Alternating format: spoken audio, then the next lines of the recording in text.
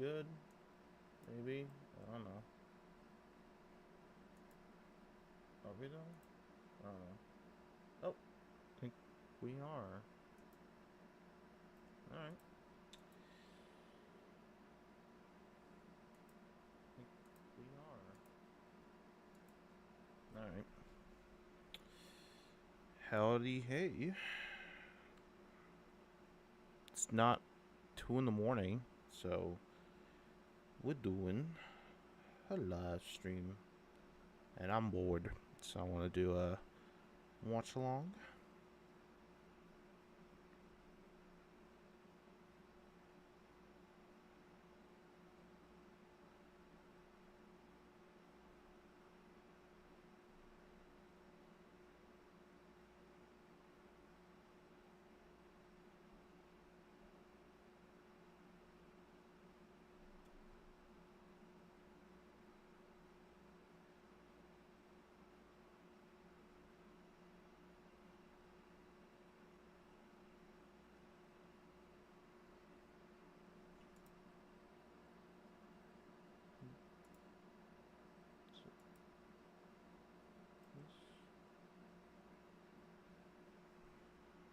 Oh, oops.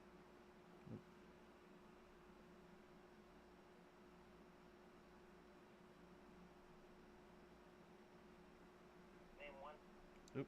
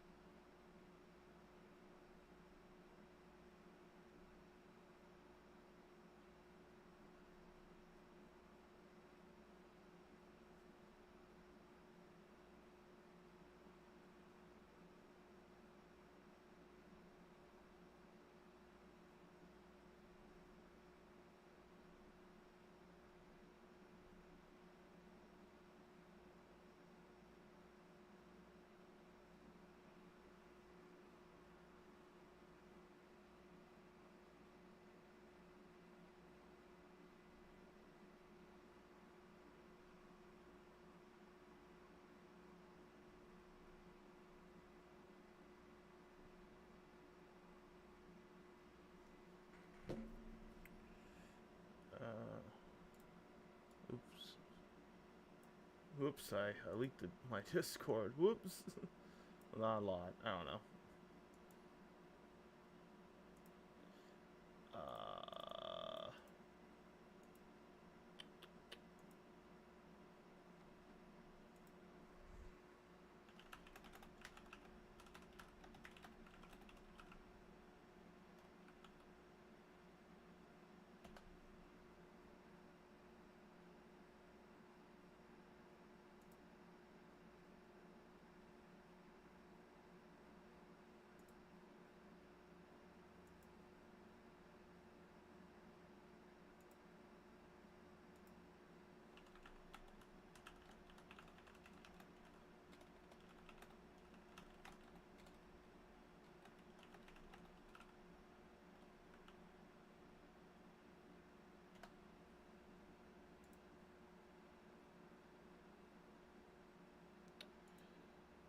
Alright.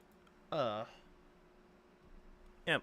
I'm planning on doing just 3 today. I don't know why. I'm in the mood for a bit of a lengthy one. I'm in the mood for a cosmic horror, and I decided that, I've been in the mood to watch Greylock recently, and I'm in the mood to watch Midwest Angelica, and I threw in Gemini just because, it's a classic, and I've never seen it before, like, fully.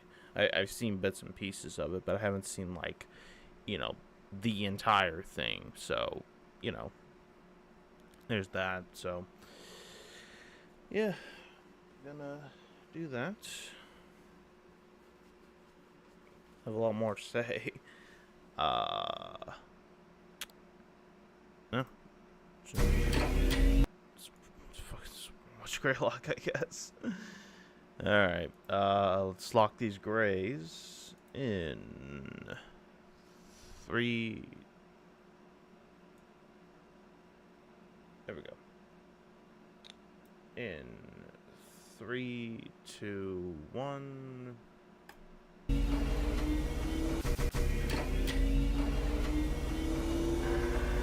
Primary systems online. Mating sequence complete. Emergency shutdown protocols disengaged. System is offline for time code error 106. Contact technician for assistance. Welcome to Civil Dining SA Enhanced Access Operations. Civil Please Dining. enter your clearance credentials. Error. These credentials are not recognized. Clearance credential requirement overridden. Administrator privileges granted. Welcome back, unknown user ID. What would you like to do? Accessing archival storage form, GBS. I feel like there's like weird shit. Oh, and there's this as well. Fatal line. This. But there's like weird shit also in the Clearance background. credential requirement overridden. Administrator privileges granted. Welcome back, unknown user ID. What would you like to do? Accessing archival storage form, GBS. Oh. Data extraction initiated. Data extraction, 10% complete. Data extraction, 4% complete.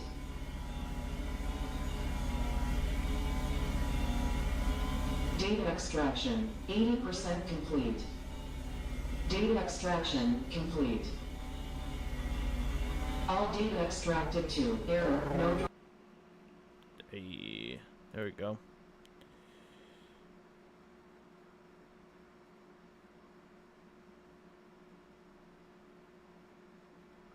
There it is. Alright.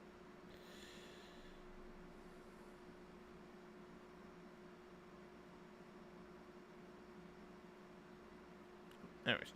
Yep. Interesting start to Greylock.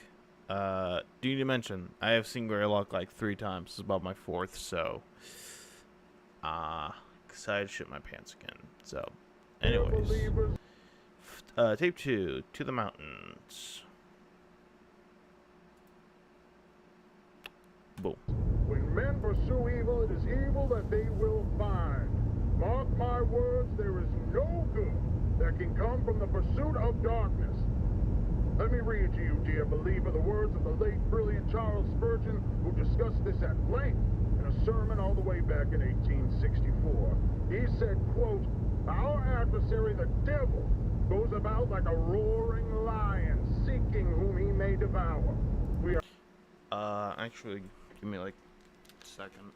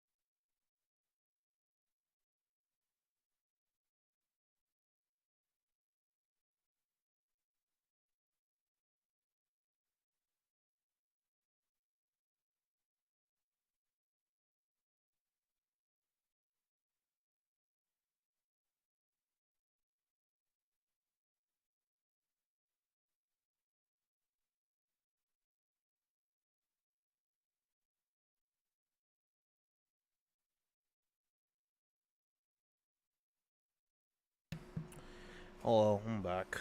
I got a muffin. Anyways, I'll just restart. Dear believers, when men pursue evil, it is evil that they will find. Mark my words, there is no good that can come from the pursuit of darkness. Let me read to you, dear believer, the words of the late brilliant Charles Spurgeon, who discussed this at length in a sermon all the way back in 1864. He said, quote, "Our adversary, the devil, goes about like a roaring lion, seeking whom he may devour. We are taught by our Lord Jesus to pray, do not lead us into temptation, but deliver us from the evil one. What we are taught to seek or shun in prayer, we should equally pursue or avoid in action. Very warily, therefore, should we endeavor to avoid temptation, seeking to walk in the path of obedience, so that we may never be guilty of tempting the devil to tempt us. We are not to enter the thicket in search of the lion. We may pay dear."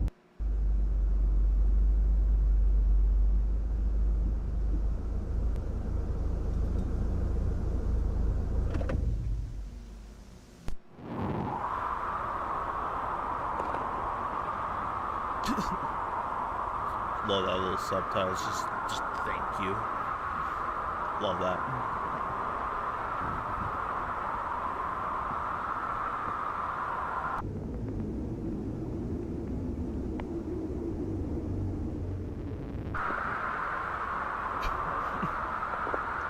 Form.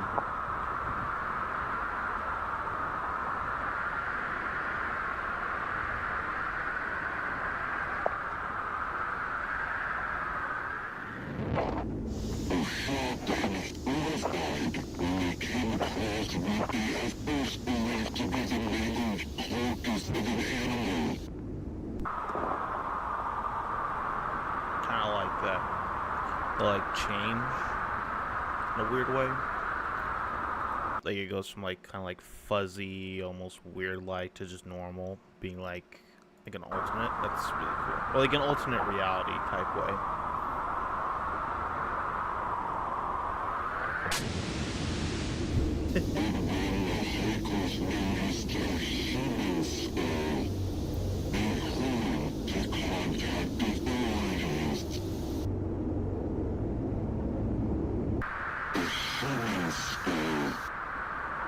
The subs are stupid. I love them. It's weird saying like shooting star.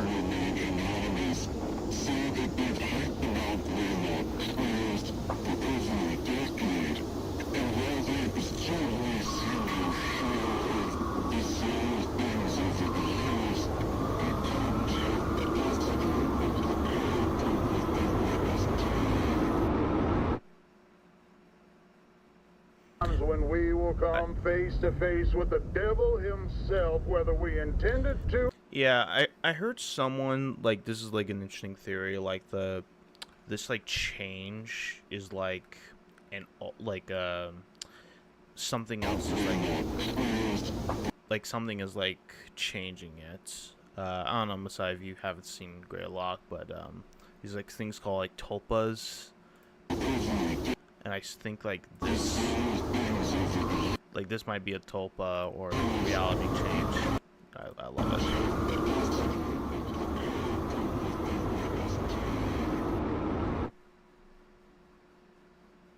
When we will come face to face with the devil himself, whether we intended to or not, dear believer, we are drawn to him by our own hearts.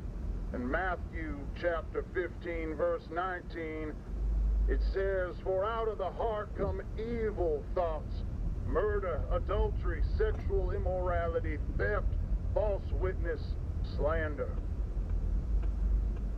There is a shadow nested deep, deep within our hearts, within our minds, in a place most people don't even know exists within themselves. The devil is going to call to those depths, dear believer. And though you may tremble before the beast, you should make it easier on yourself and accept what it is that he bestows upon you.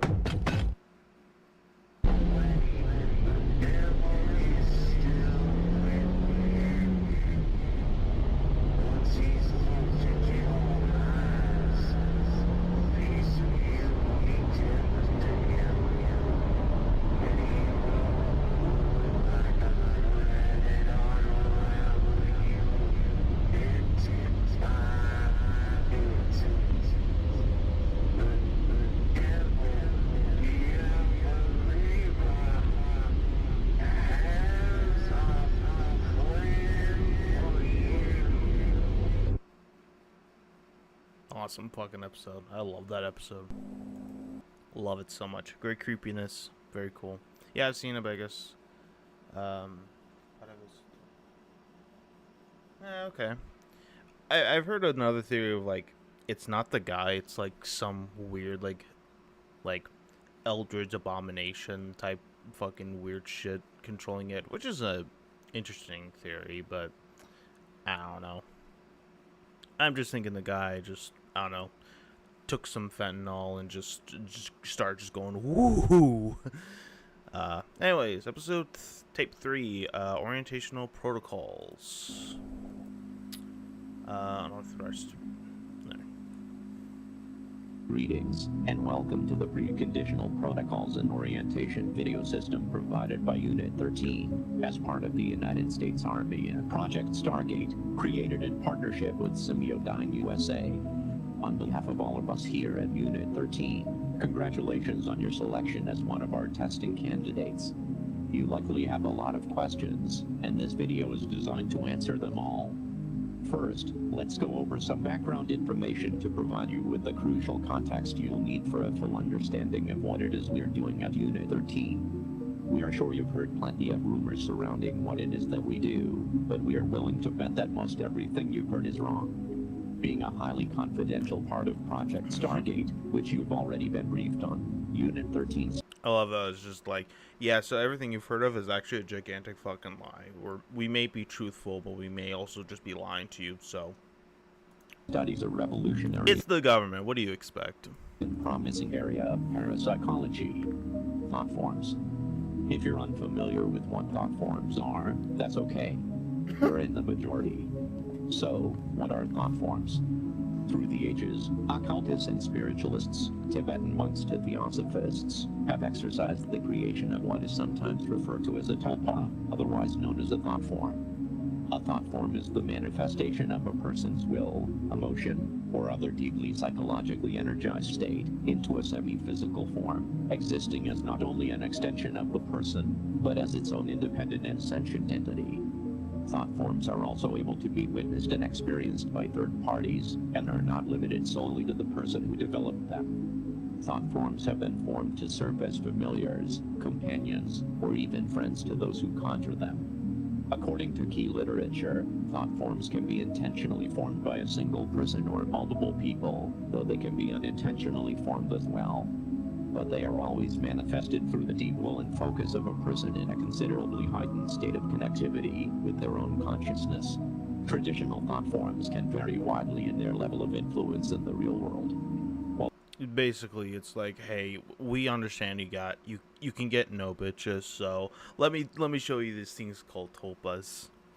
Also, I think the rumors are just like, yeah, we actually don't believe in any of this. We all think they're fucking nuts. We're just gonna use the money on some other shit. While they usually take physical formations eventually, their earliest stages are more apparitional in nature, with brief manifestations, though most often remaining as an unseen essence, much like a phantom or a ghost.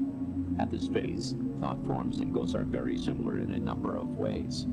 Individuals can make contact with them through communication devices, such as a Ouija board or through EVP sessions, while the thought form may respond through moving objects, manipulating electronics, or even speaking words and short phrases. Due to their striking similarities, a current theory established by Unit 13 suggests that what we know as ghosts may not be as common as we once believed. Rather than a deceased person's energy being left behind after death, it's possible, and indeed likely, that these paranormal entities are actually thought forms that are unintentionally created by those individuals that the deceased has left behind, who spend inordinate amounts of time in deeply emotional states, where their mental capacity is largely occupied by a powerful focus on the departed individual. In other words, as these are the ideal conditions from which thought forms are born, people may very well create their own ghosts and hauntings. However, as more time and energy is invested into the development of the thought form, they begin to harness more influence on their environment, until eventually exhibiting a semi-permanent physical appearance, and, in due course, becoming as tangible as a living creature. This is where Unit 13's interest comes in. We've sought to answer a very important question. can thought forms be created in a manner that would benefit American society and help keep American citizens? First, immediate thought. I know it's like the U.S. Army or something, and Army's supposed to but it's not. Hey, there are these really fucking cool things made out of pure will that you can absolutely create right now. What if we use these for mass destruction? Safe. Unfortunately, the practice of intentionally creating a thought form by traditional methods would undoubtedly take years and years of developmental training. So, Project Stargate has enlisted a world-renowned authority in thought forms, a man named Dr. Bernard Hayes, to oversee a number of the operations related to Unit 13's work. A man so influential and so important we don't even have his photo. Participation. He doesn't even want his photo being taken, so... Very, very, very, very, very trustworthy. Has been invaluable and has brought fruitful results to the project. Due to Unit 13 and Semiodyne USA's combined efforts, bringing together some of the... I love that. Why not thought form a kaiju for the military? Yeah. Send out fucking just Mothra.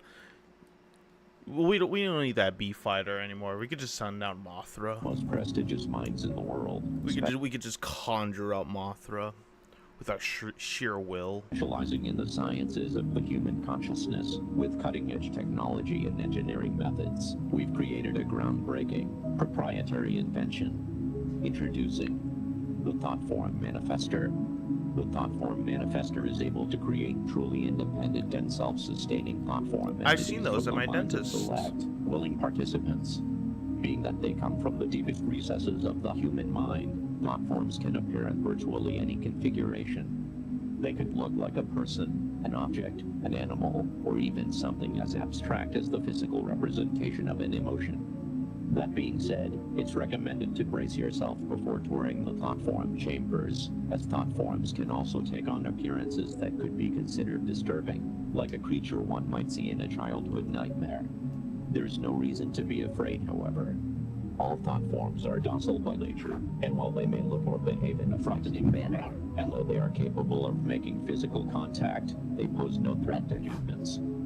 Once your session in the Thought Form Manifester is completed, your thought form will be securely transported directly into a containment chamber. Thought forms are unable to pass through the barrier of and will not be capable of causing you any issues.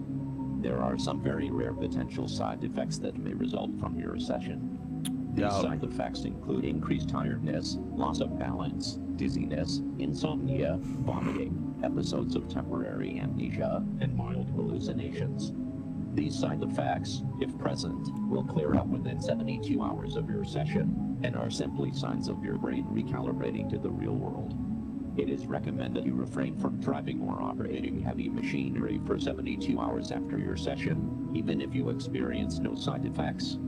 None of these side effects should cause you any harm or overt stress, and former testing candidates who have experienced these side effects reported that they were very mild and merely a transient inconvenience. With all that out of the way, we are looking forward to your participation with Unit 13, and your time in the Thought Form Manifester has been scheduled. However, there are several required mind exercises as a part of this video system that must be completed prior to your scheduled date in order to prime your consciousness and ensure the highest quality results. Please enter the video cassette labeled TF2, Waking Your Subconscious, now. This is the end of this tape. Oh, that's cool. That's cool. Okay, sorry. I was just thinking, episode 12 was waking up your subconscious. This is episode 3. Ooh, that's cool. Ooh, I never noticed that before. Ooh, I like that. All right, episode 4, Unexpected Visitors. Greylock Analog Core.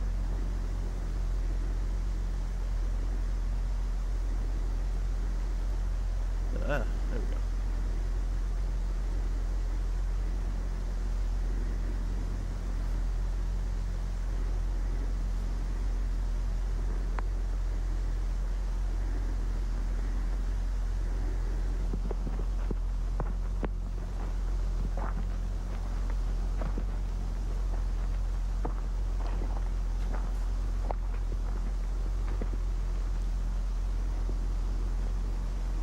payback foreshadowing, probably not the right term. Probably. That's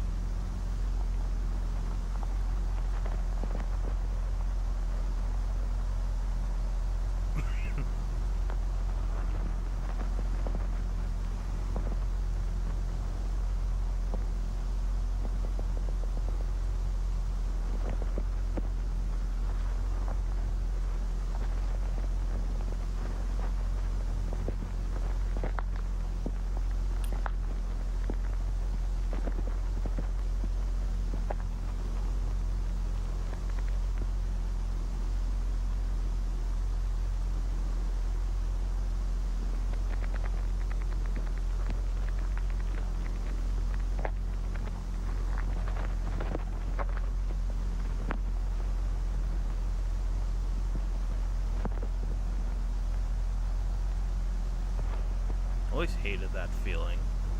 Like someone's like directly fucking outside. Even then, like the dude's kind of stupid because you just have the flashlight just hanging out right there. If you want to like be sneaky, not the best way. Just noting.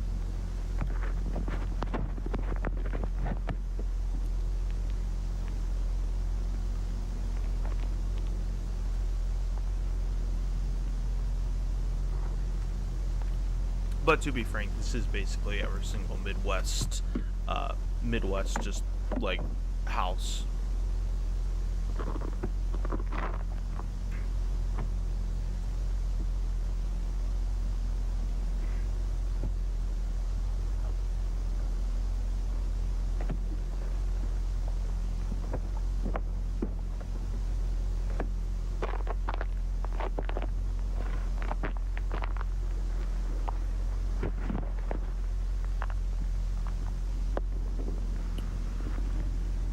Not gonna lie, this part's kind of boring. We'll admit though, it gets a bit better, like towards like the bit of the ender video. My apologies. Towards the end, it gets a lot better. This part's just kind of meh.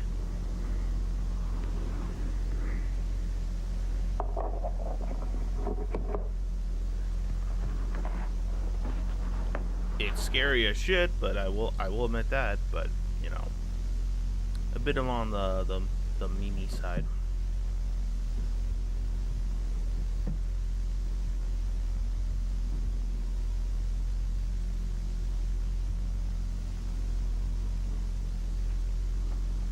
He do be taking his time.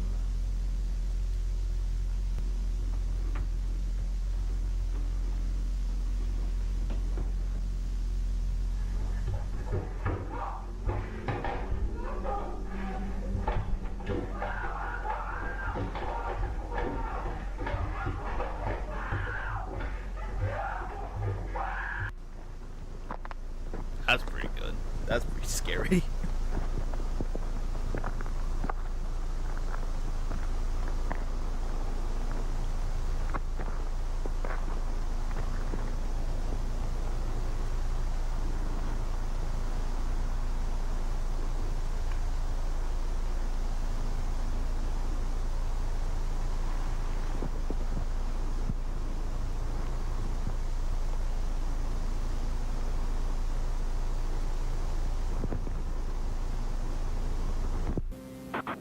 I'd like to thank my producer, my writers, my director, my friends, and you, the ordinary people who made me what I am today. Max Headroom premieres after moonlighting tomorrow. They did love me. I imagine Rob legit just fucking broke into a house and just like just broke in and just like had a recorder or like a microphone that's just like, hey, okay, I'm gonna break in, sound fucking scared right now. He didn't, he just broke in and just bolted out. We interrupt our current program at the request of the Massachusetts State Police. This is the emergency broadcast Oh, of course system. it This is makes sense. All this crazy shit's happening to Massachusetts. not a test. All normal broadcasting has been discontinued during the emergency. This station will broadcast official information, news, and instruction for northern Berkshire County, Massachusetts, after the following tone.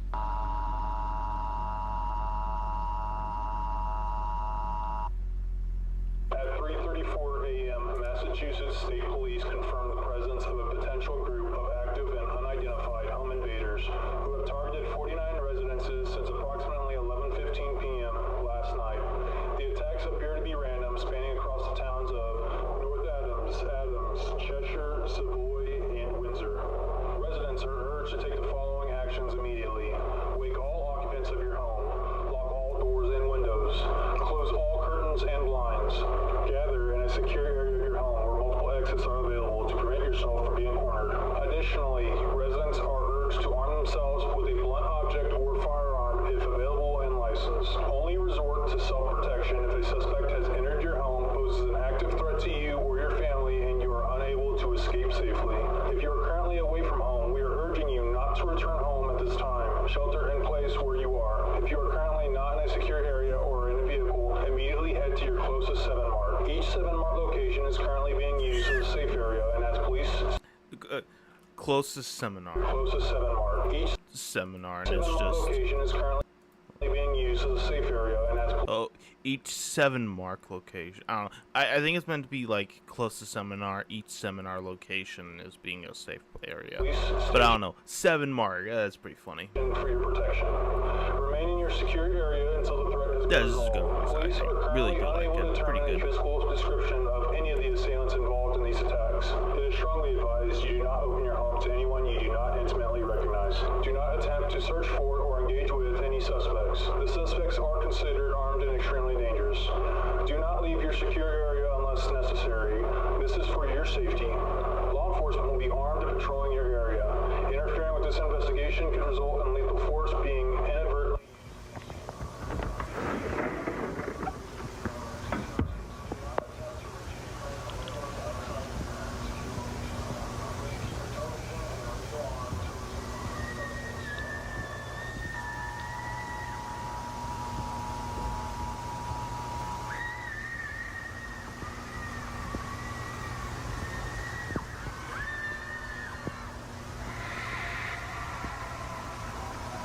Also phenomenal sound editing as well. Pretty damn good.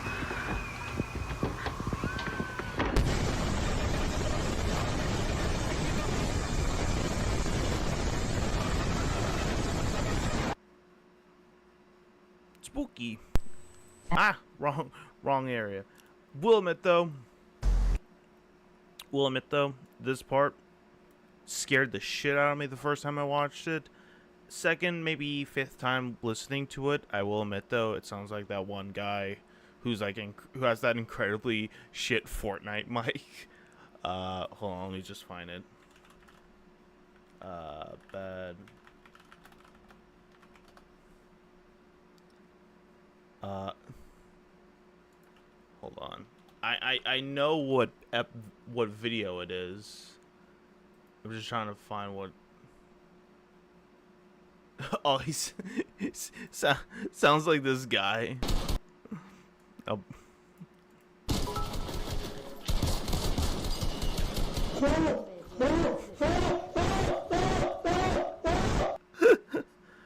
More or less when he screams.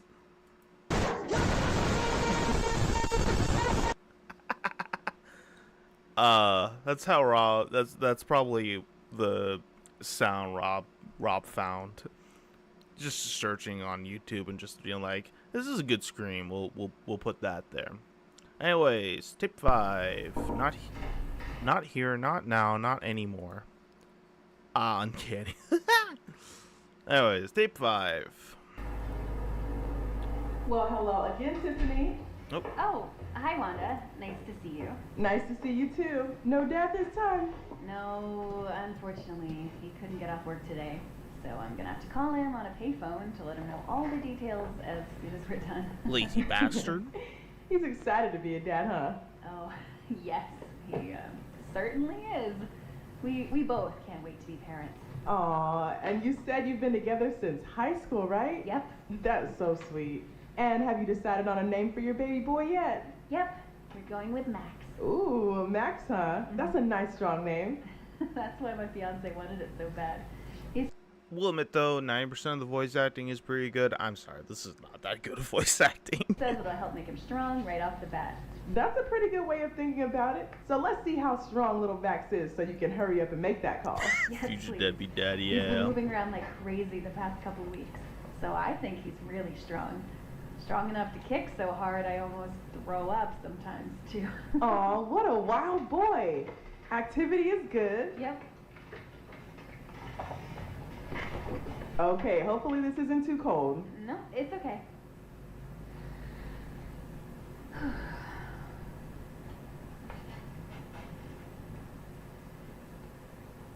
There he is. He's definitely a growing boy, that's for sure. And you're both looking really good. Oh, I love hearing that. Let's get some measurements to see exactly. Hope that's good. Seeing your kids like perfectly fine. I'd be like, well, if it's like not fine, it's just like, oh well, okay, that's not bad. Exactly how much he's grown. Love that.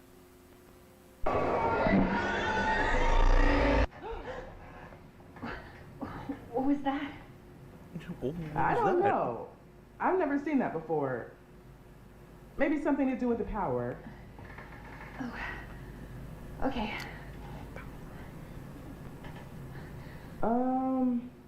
This is a bit strange. What? What's strange? Nothing to worry about or anything. Just having some trouble finding the baby all of a sudden. Maybe the machine messed up? Possibly. But I can still see everything else. It's That is just true. not picking up the baby for some reason. Has this ever happened before? Yeah, true. I do. I get that. Well, sometimes babies can move into certain positions that are hard to see. But you can't see my baby at all? I'm looking. Don't worry. He's definitely here.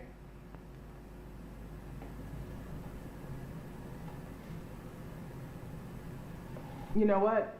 Why don't we just see if we can borrow another machine, okay? There has to be something wrong with this one. I'll be right back. Yeah, at that point you just have to admit defeat and just say, well, I guess I'm no longer pregnant. I'm sorry, I kind of laugh. It's just like we searched your entire body, baby not there. Okay. Baby go bye bye.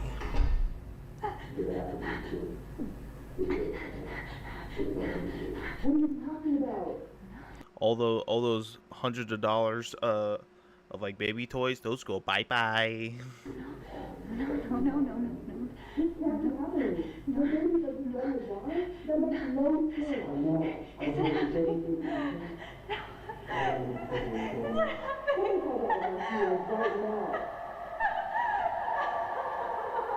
Tiffany always fucking freaked me out. I don't know what is it about her face. It freaks me out.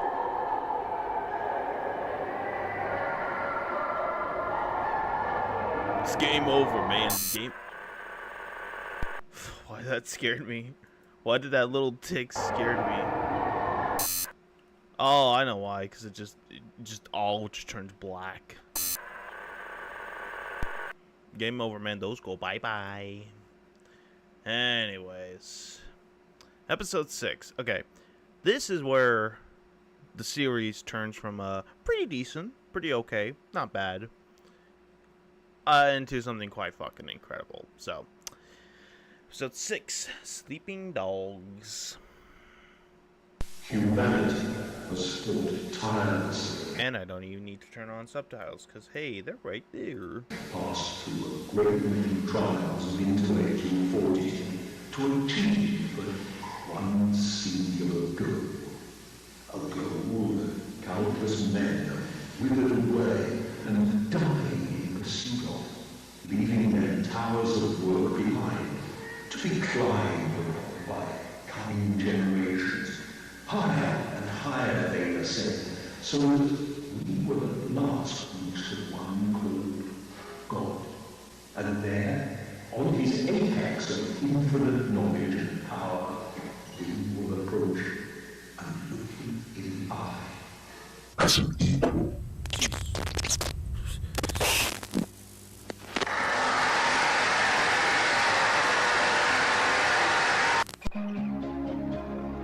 Welcome back, user.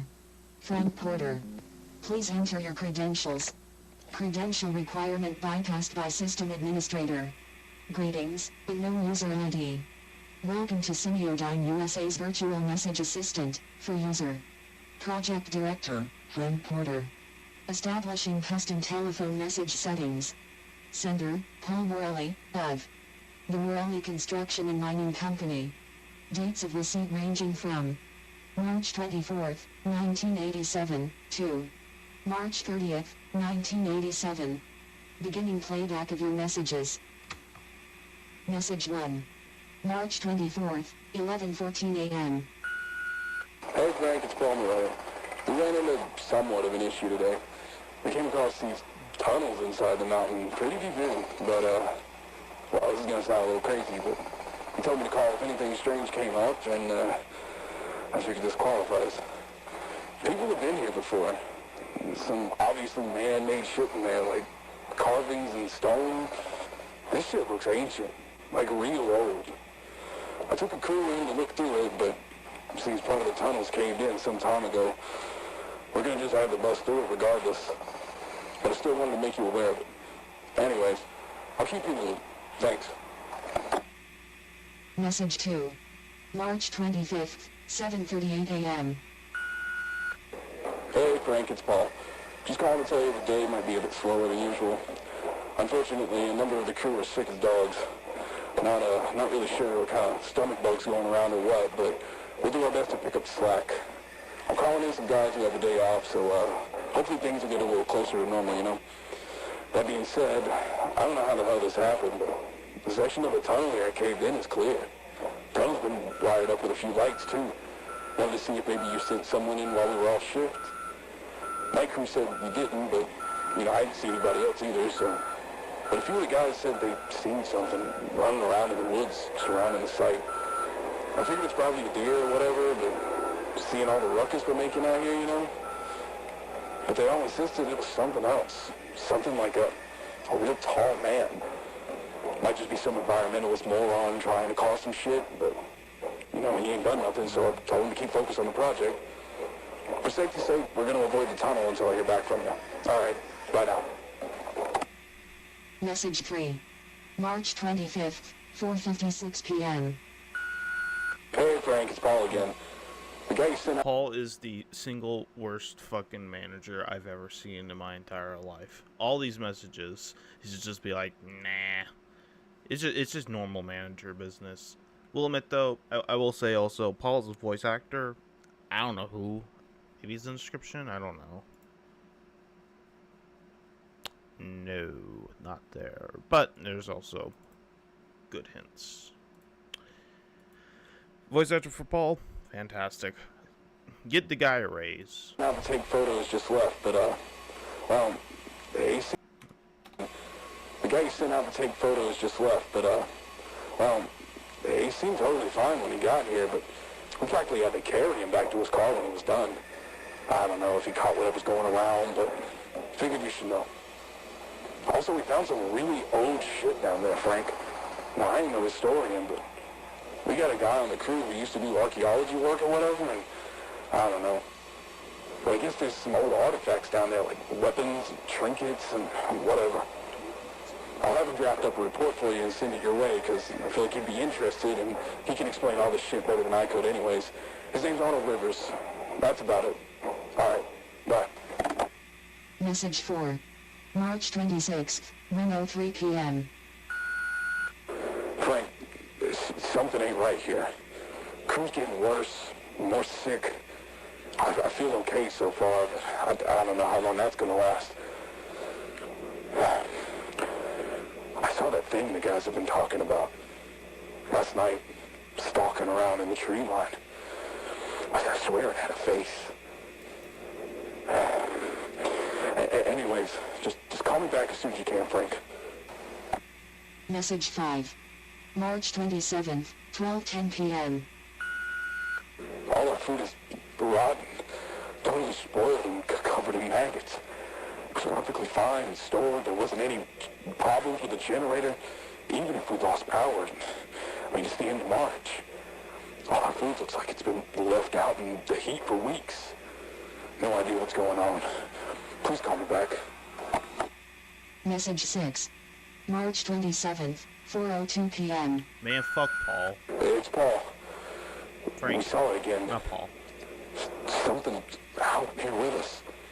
It's in the woods. And it's watching us, goddammit. It ain't no animal either. Who are you guys gonna put up those fancy hunting cameras and see if we can catch anything? Maybe locals fucking with us? I don't know. We'll figure it out. But yeah. Anyways, I just...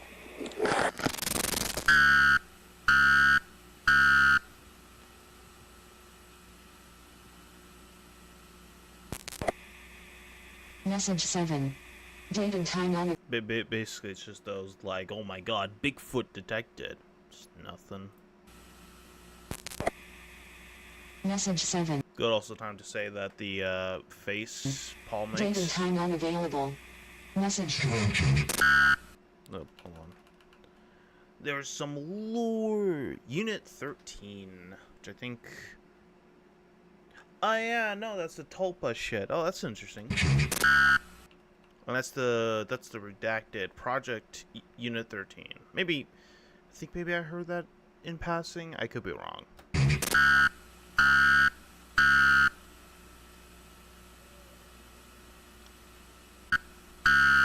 Also, for military use only. This thing is such a big threat, they had to use military equipment. That's really interesting. Or they just had it, I don't know.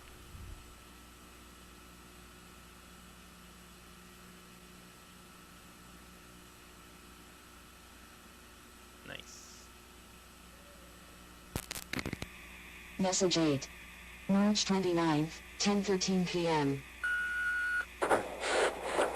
I also love the fact that the face becomes like so distorted.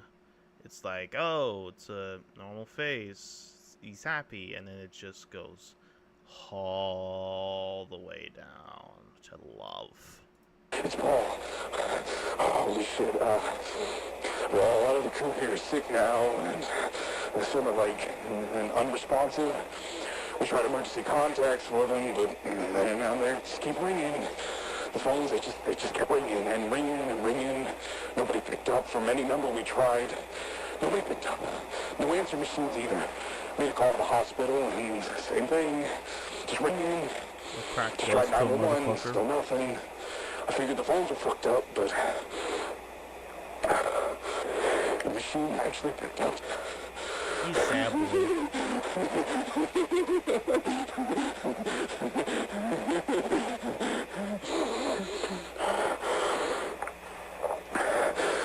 I think I caught whatever's going around. My skin, it feels tight. A lot of pressure behind my eyes. My teeth feel like they're humming, vibrating. You know what? This all started when we came across that tunnel. I feel like I need to figure out what's down there. I think whatever's down there could help my crew.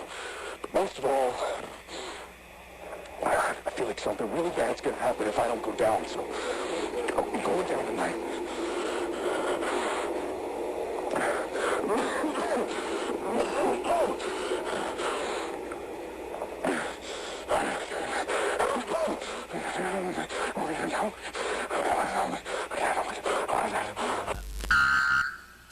I love that he just becomes like just so mentally deranged that he almost becomes like a dog.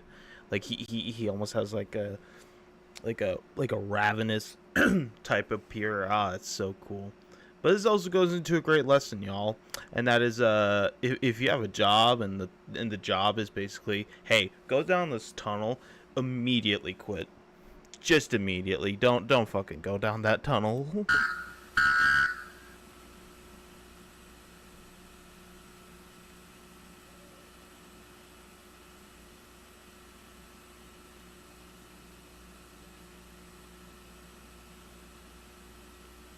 awesome. It is very, Message 9. very, March 30th. very Lovecraftian. I love it. Time unavailable.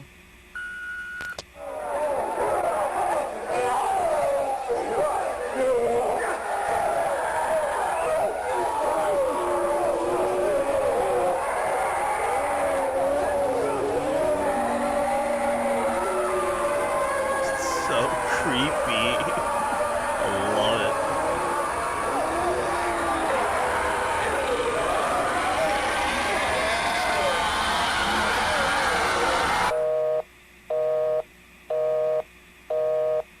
This is the end of your messages.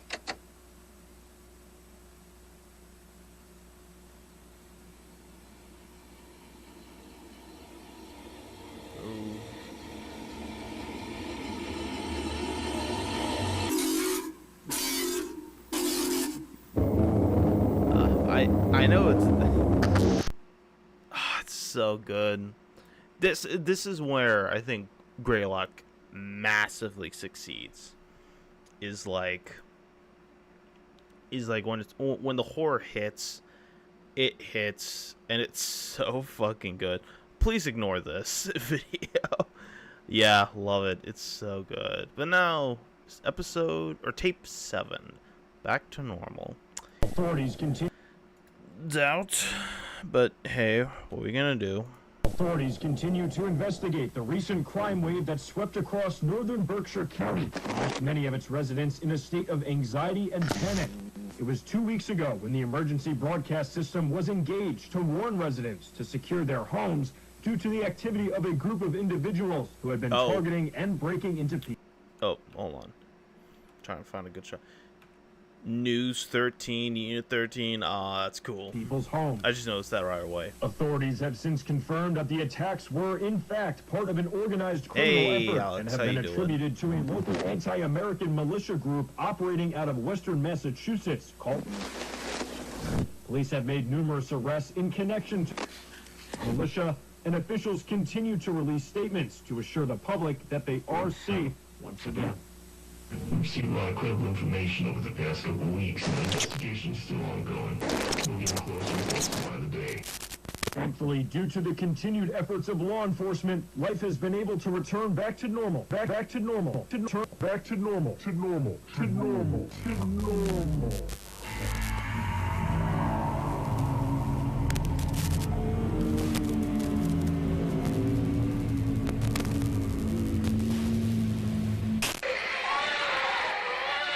Lovely.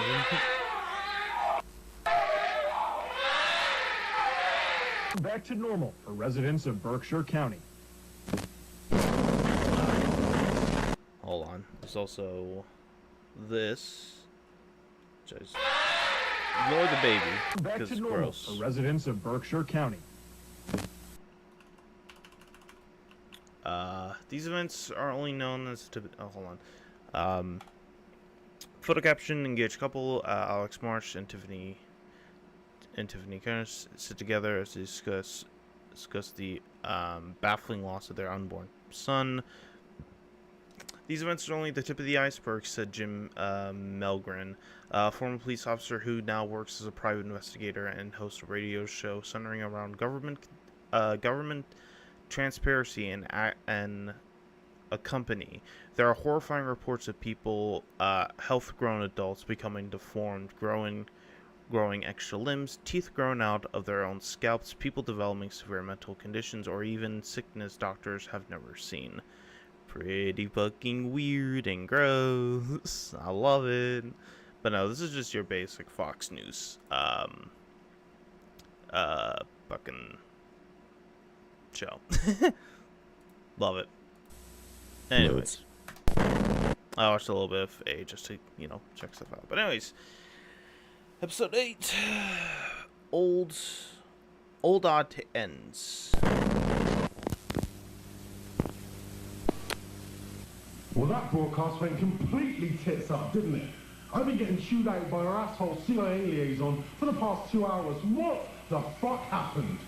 We're looking into it, sir, but we experienced no issues with the broadcast on our end, so our engineers believe signal was hijacked before even reaching the transmitter, but once we started receiving phone calls from viewers, we switched to a backup transmitter. But by then, the hijacker had already said everything they wanted to say, hadn't they? Yes, sir. This dude is not American whatsoever. This dude's the most British motherfucker I've ever seen. He sounds like... I found this video a while ago, and for some reason, I've just been laughing at it non-stop for some dumb reason, and I love it. Oh, I'll just replay just a little bit of this guy. Just to... Didn't it?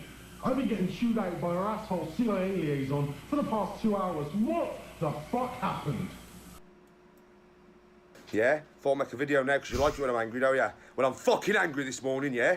So I thought I'd make a fucking video. Why I'm angry? Don't ask me why. I just woke up in a fucking steaming mood, yeah? Because I live in a shithole! Do you know what I mean? Birmingham is a fucking shithole! I hate... I love that video so much. Anyways. Moving on. We experienced no issues with the broadcast on our end, so our engineers believe that the signal was hijacked before even reaching the transmitter, but once we started receiving phone calls from viewers, we switched to a backup. Yes, sir. What a complete fuck up. They made us look like a fucking joke. And showing our most popular show. Speaking of which, Don, where the fuck is he? I cannot get hold of him, and he needs to get in here and read a statement to help clean up this fucking mess. It's the Birmingham guy. We've called him multiple times. We've tried his patience. No, We've asked around to see if... he was in a steaming mood, yeah? He was fucking mad. Anyone's heard from him, but... Bugs out is a fucking shithole. Right now we've got Gerald standing in for him tonight. It's on to some show. You've been to his house? Well, no. I just thought that maybe he'd be upset if I did that. Get in your fucking car and go to his fucking house. I don't care if you kick down his front door and drag him here by his ear. You bring him into the studio. Do you understand? Yes, Mr. Rosenbaum.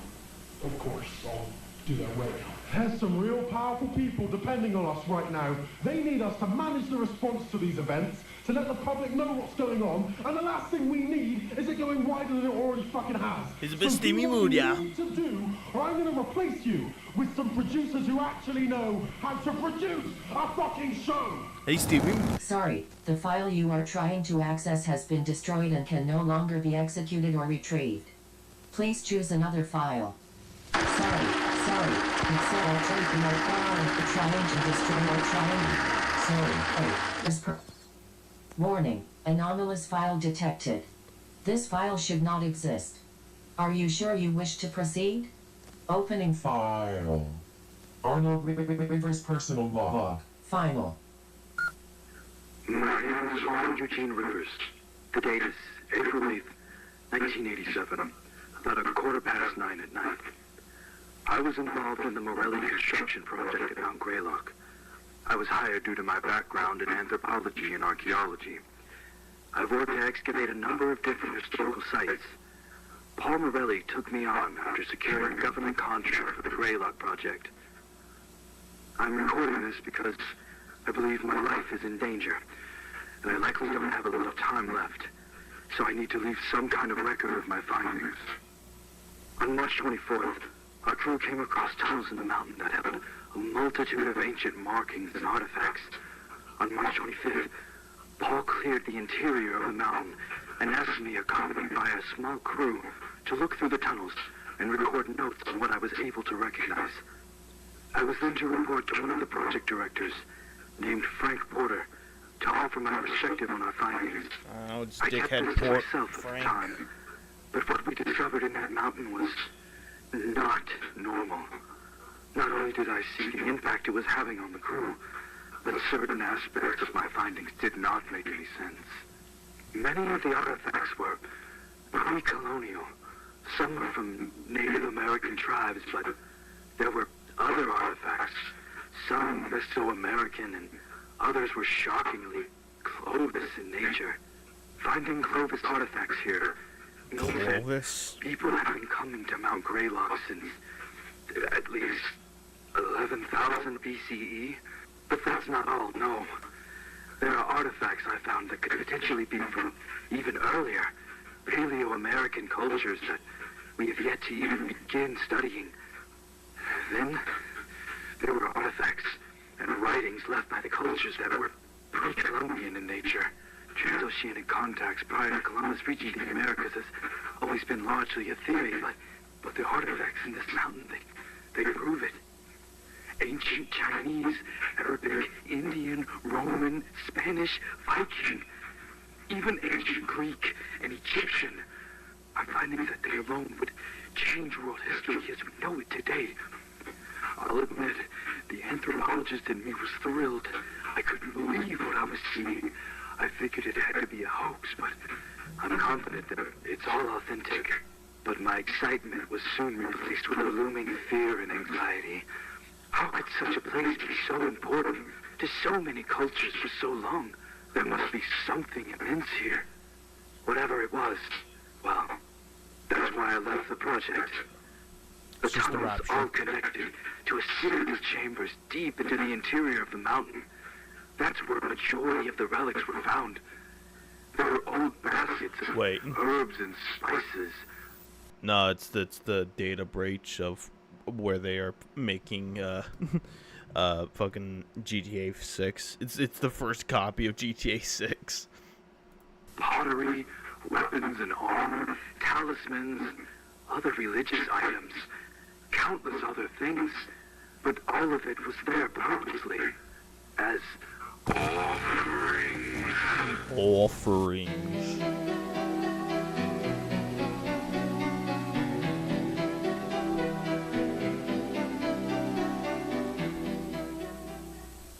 It was billions of years ago, when our planet was still mostly fire and rock, that a Mars-sized planet that had been drifting through our solar system collided directly with the Earth. The impact was so powerful and violent that the rogue planet was blown into countless pieces of debris. This debris collected to form our moon. Many of the pieces of the unknown planet remain inside the Earth to this day.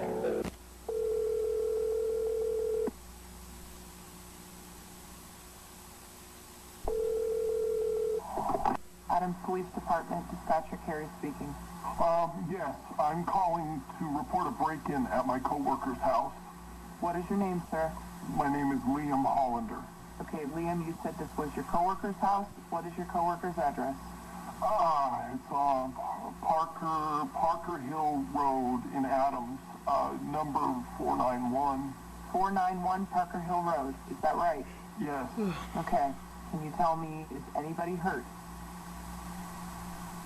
Liam, are you still with me? Yes, sorry. Is anybody hurt? Yes.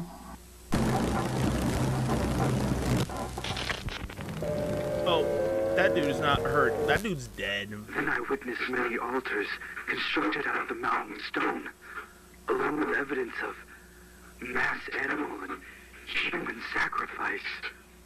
And the carvings in the walls of these sacrificial chambers, I couldn't recognize a single familiar symbol, and it made me sick to even look at them.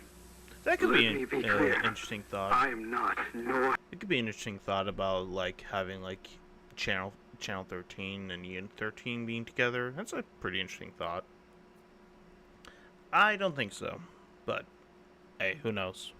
Have I ever been a religious man? But there's something in that mountain. Something people of countless cultures over the history of our planet have been worshipping, but I don't know why. But I could feel it. Whatever's down there, I could feel it. It was like being trapped in a fever dream. I swear I could hear a voice, and even felt compelled to go further, to speak to whatever's down there. I don't know. I haven't been right since.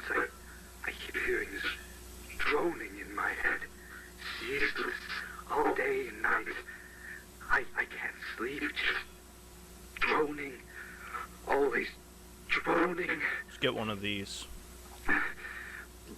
But that doesn't matter right now.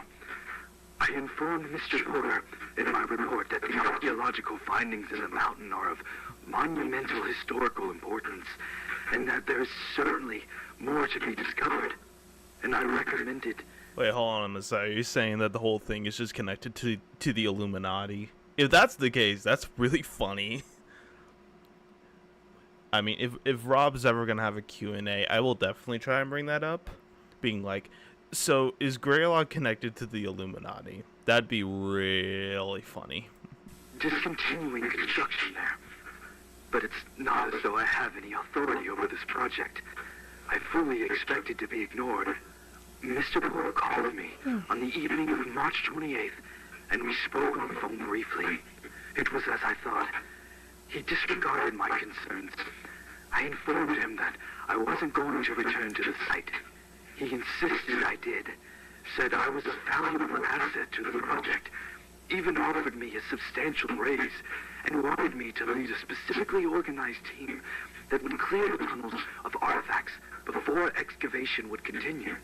I, quote unquote, could be responsible for the biggest historical finding of all time, he said. I refused again. I won't put a price on my sanity or my health. Oh, come on. That's... Oh, you're lame. This dude is lame. Come on. Do we have to see what was happening to the crew? Now loading. Oh no, I have to sacrifice my mental health? Oh no. Go to college, then you'll fucking know what we're talking about. Morale Greylock event, Group C, Survivor data. Profile for patient B3590. Rockford, Thomas. Malformations. Notes. Communicative. Patient prone to spontaneous violent outbursts. Treatment of heavy sedation recommended. Hold on.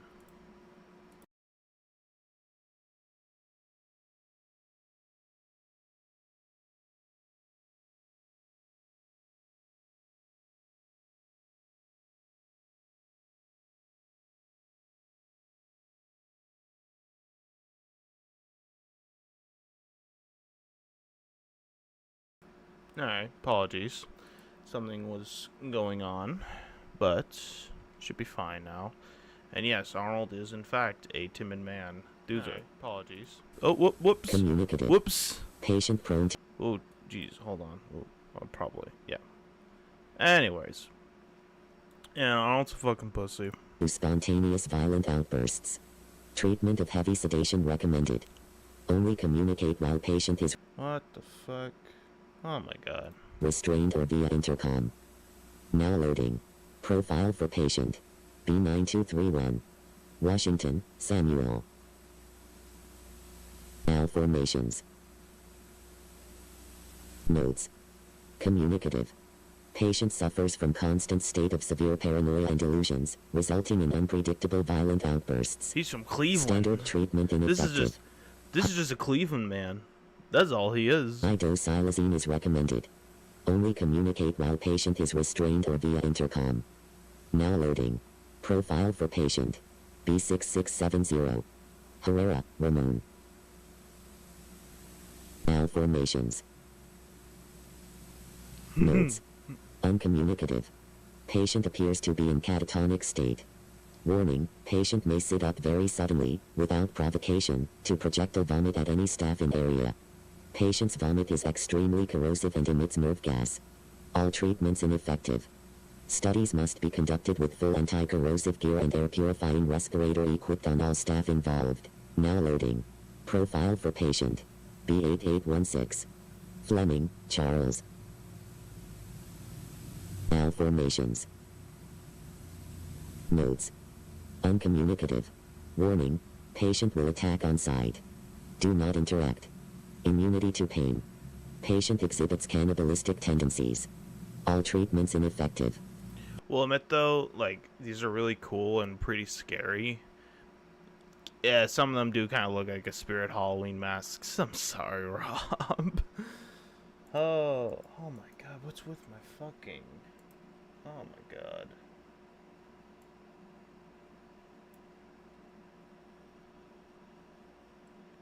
There we go. Oh,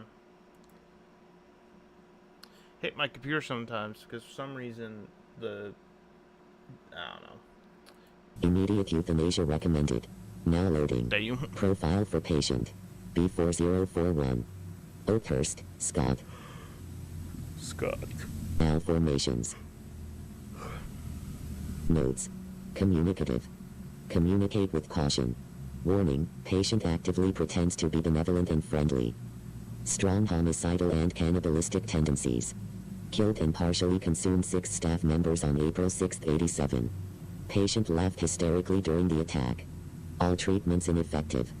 Immediate euthanasia or permanent restraint for further study recommended. Now loading. Profile for patient. B7992. Kowalski, Edward. Malformations. Notes. Communicative. Hazardous. Warning, patient possesses inhuman power of suggestion and influence over others. Do not interact. All treatments ineffective. Immediate euthanasia recommended. Now loading. Profile for patient. B1584. Rafferty, John. Malformations. Notes. Uncommunicative. Hazardous. Patient appears to be deceased. No vital signs.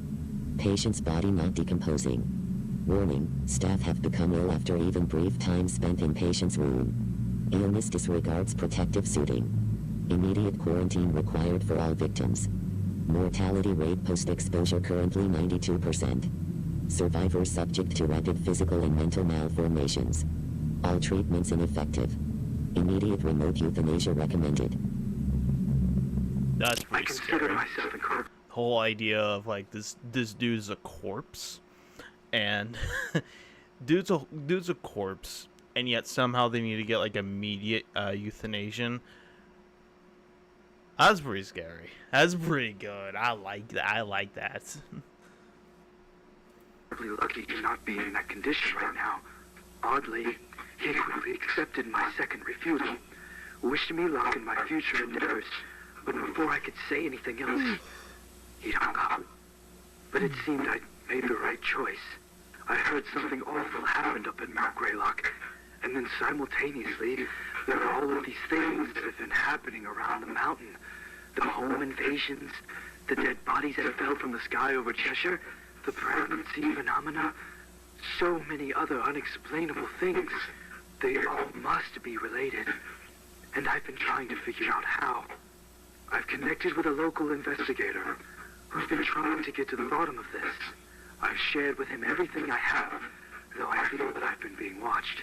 I feel a looming threat that I can't really explain. Would the government really send someone to kill me over this? Yes. I feel like I'm paranoid.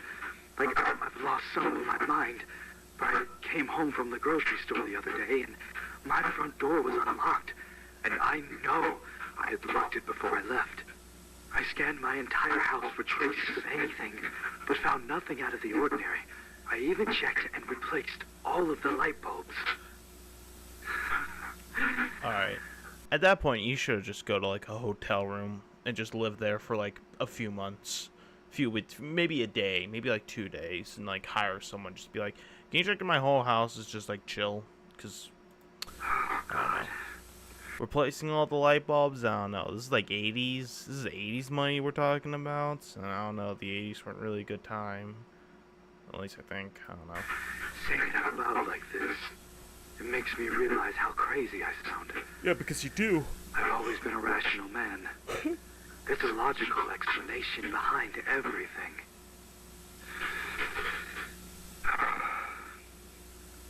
Well, I'm glad that I put all of this into a recording. Perhaps that was what I needed to snap me out of this.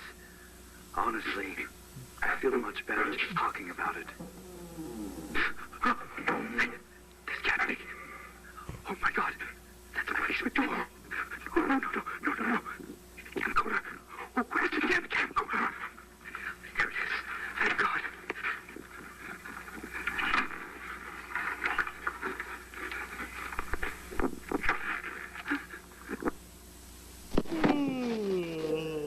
They're here. I'm inside my bedroom closet. I'm going to keep the tape recorder running, and I'm hiding in here with my files. If something happens to me and you find any tapes or files somehow, please bring it to the investigator, Jim Malcolm of North Adams. That goes for this video footage as well.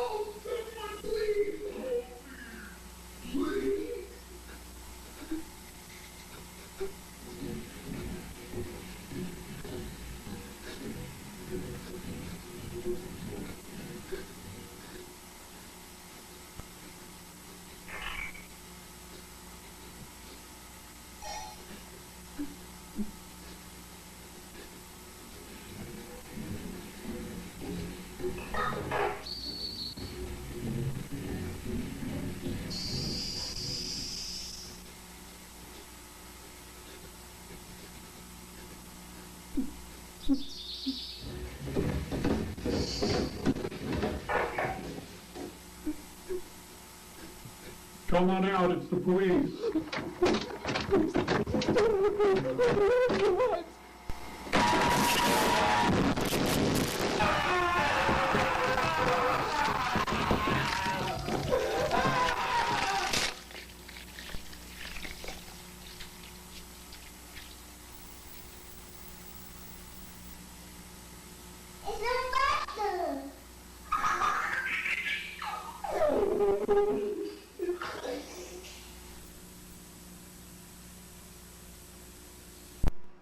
That's pretty fucked. That's hello. I don't want. Oh, that's fucked. The idea of like a kid getting killed by it and it just like screaming out, "It's a monster!" and laughing. Oh, it's creepy. Ooh, I love it. All right. I'm gonna go grab something. I'll be right back. Like. His death sounds so wet. Yeah, he is pretty. Those sounds do be pretty wet. So, I'll be right back. I'm gonna go grab something quickly to snack on, but don't go anywhere. I'll be right back.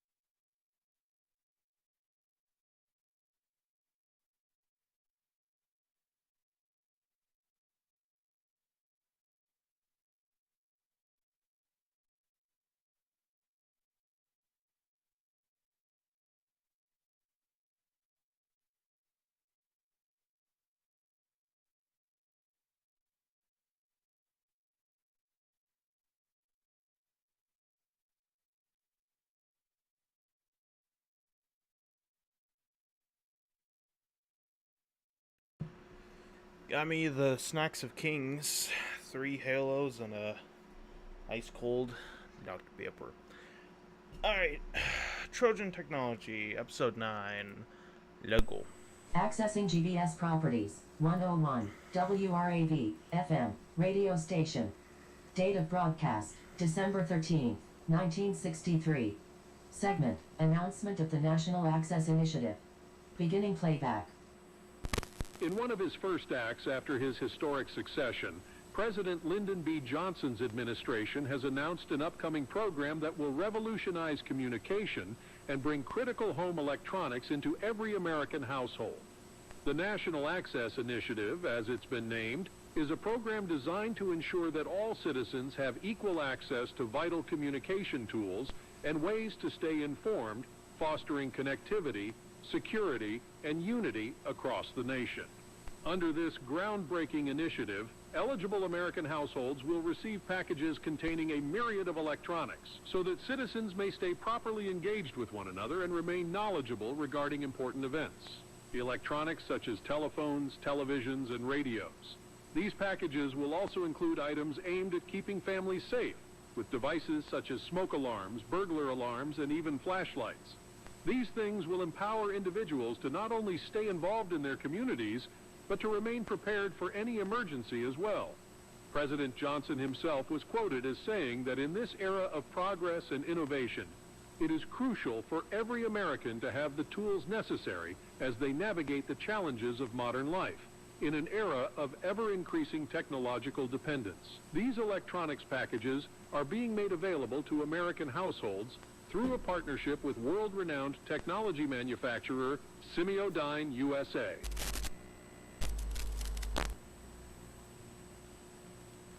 So now we know who's responsible for the Kennedy assassinations. The technology giant's expertise in creating cutting-edge, revolutionary technologies over the past decades has made them a household name, and their gracious contribution to this initiative ensures that the devices provided will be of the highest quality.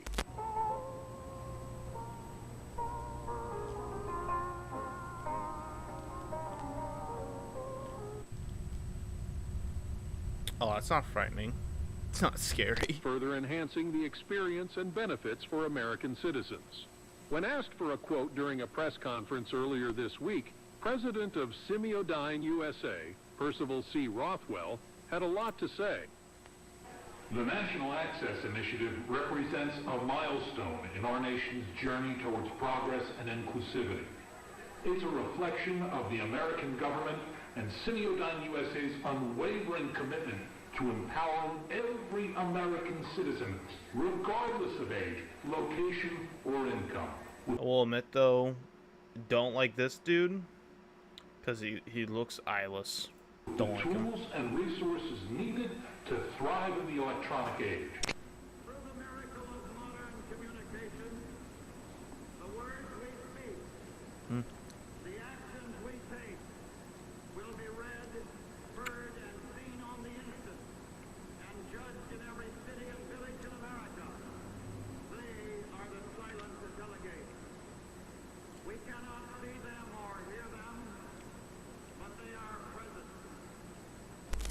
He do be a gabagool. Of American households still don't have a television in the house.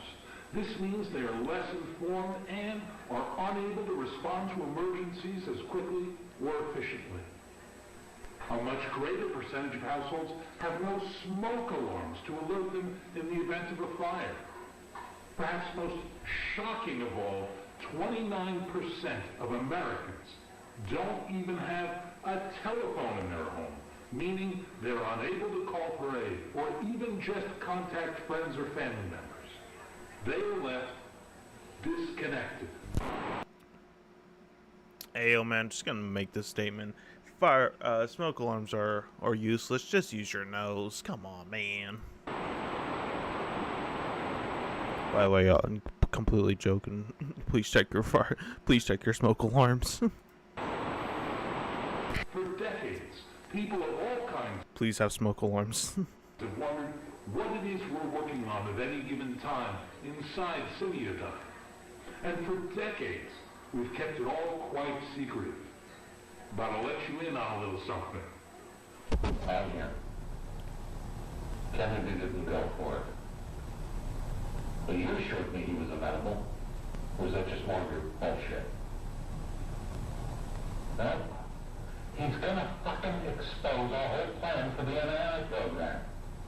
The meeting couldn't have gone worse. If that fucking Nick thinks he's gonna expose Simeodine, he's got another thing coming. But we're not the only ones he's pissed off lately. After rejecting Operation Northwoods, and then that executive order involving the Federal Reserve, there are a lot of snakes in the grass. And it's about time that Kennedy got bit. At Simeodine USA, we're building the future. And as the great-great-grandson of our company's founder and its current president, I'll tell you one irrefutable fact, the most important one. All roads lead to connectivity. Without connectivity, we have no future. The more isolated individuals are from one another, the weaker they are, the more easily defeated they are, and the less likely they are to see the value of their own lives. Hey, hon, have you seen the car keys? Humanity has stood many times at the precipice of extinction. And the only reason we are still here today is because we stood there together. Simeodine USA. Whoa, hold on. Oh, whoop, whoop.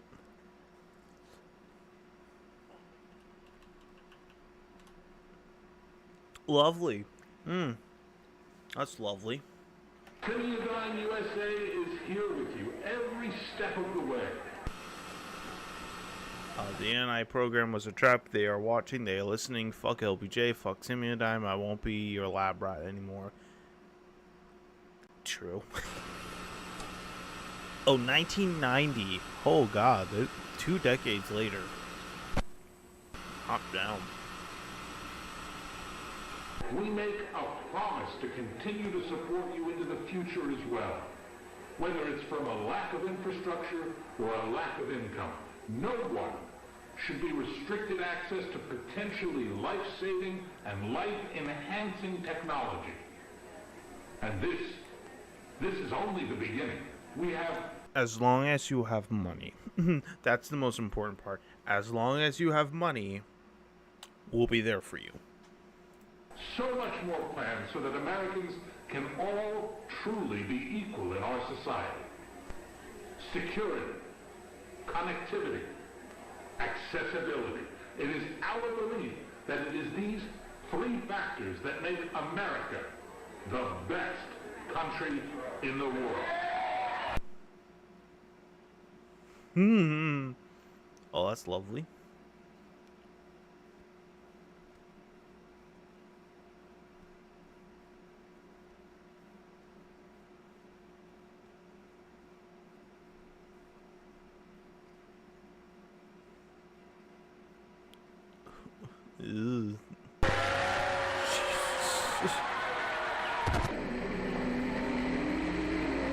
Mr. Rothwell also stated that these monumental benefits won't only be made available to American households, but to police and fire departments, schools, and to small businesses as well. The Johnson administration has stated that while they are going to begin launching this landmark program right away, it will first be made available only in select areas as construction crews from coast to coast prepare to establish important infrastructure that will support the National Access Initiative program. Oh boy, the creepiest moment of them all. Legit, when I first watched... Hello there. When I first watched this video, this episode legit gave me a nightmare that fucking night. I hate this episode, and yet I love it. You look so dead.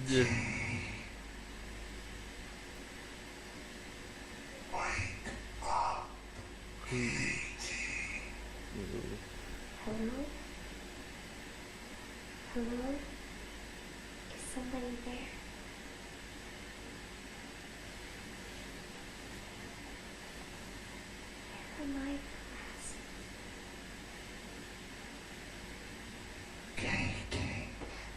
Okay, okay. Where are you? I'm over here, Katie. Oh, there you are. Who are you? I'm your imaginary friend. My imaginary friend? But I didn't imagine you. You must have, because here I am. You probably just don't remember. Are you from that weird doctor's office place that I had to go to? I think you might be right, Katie. Ah. I can't find my Dopa. glasses, so I can't really Dopa. see you. Oh, they're over here. How did you get there? I noticed they were a little dirty, so I wanted to clean them for you. Oh, I'm sorry. I love subtitles that are just kind of dog shit. I noticed that they were dirty. No, I'm reading them for you. Love it. Yes, they look all Oh, I still have that Fear Messiah. new now. Something in the fucking corner that you know is not there, yet for some reason you have that fear that there's something there, and you just hear like some like creak in the fucking like with the like your house breathes, and it just makes like a, and you just think it's someone. Ugh, hate that fear. Hate it so much. Here, come get them. Then you'll be able to see me. Oh, thank you. I'm blind as shit. How am I? Where are they? I still can't really see because my eyes are so bad. Daphne. Reach out, and I'll put them into your hand. Okay. Okay. Stupid fucking kid. Stupid fucking kid. Just a little bit closer. Me.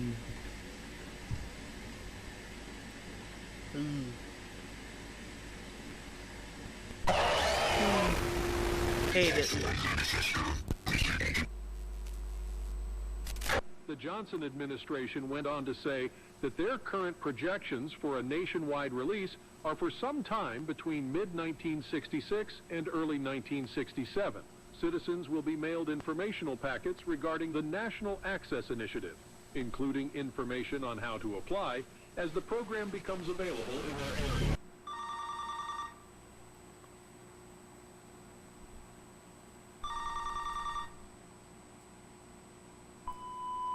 Hello, you've reached Alex Marsh and Tiffany Crisaldi. We're not able to get to the phone, so please leave a message after the tone and we'll get back to you as soon as we can.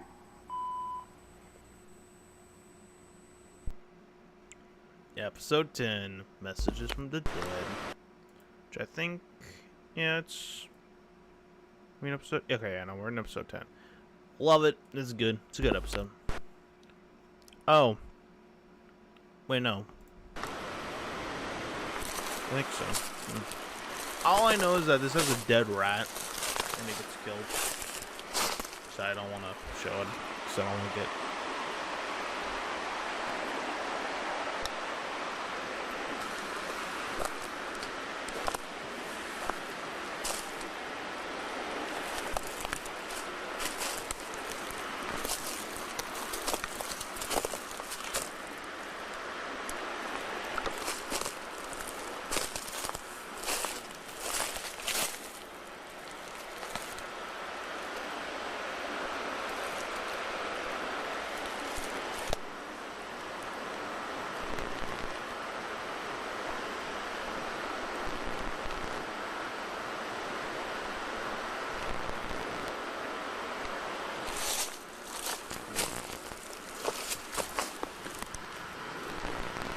Dead boy. Well, actually, no, it's totally alive. Never mind. It's just going. It's just going.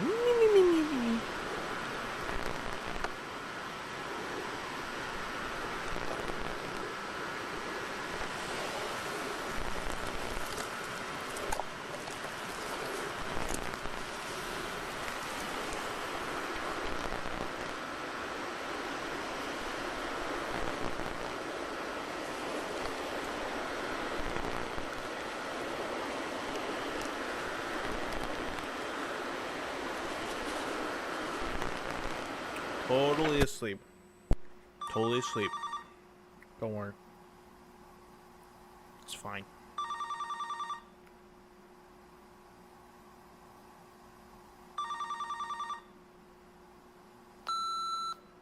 Hey, babe. I'm just checking in. Could you please give me a call as soon as you can? Don't worry about work either, please. You're way more important, okay? Okay. I love you. Bye.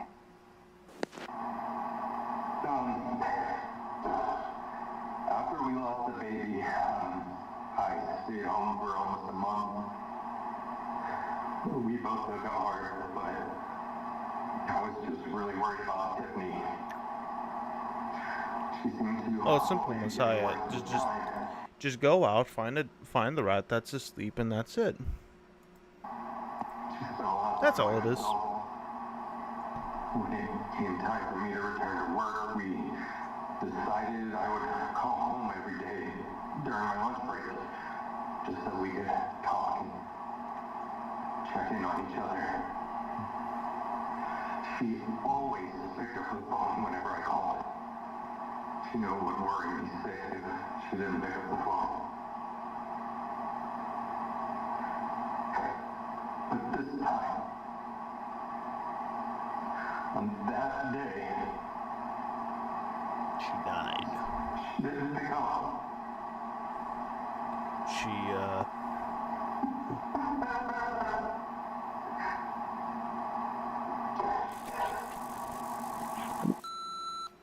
Tiffany, babe, still haven't heard from you. Hope everything's okay. You're probably just busy doing something, but we've been talking every day since I was I've the been back orange, to by work, the way, not me. Don't worry. No. It was the orange. I'm getting a bit worried, so please call me back, okay? Love you.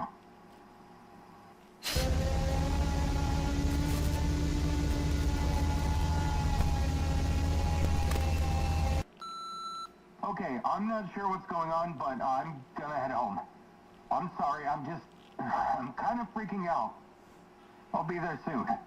I love you. Don't do anything stupid. Well, let me guess.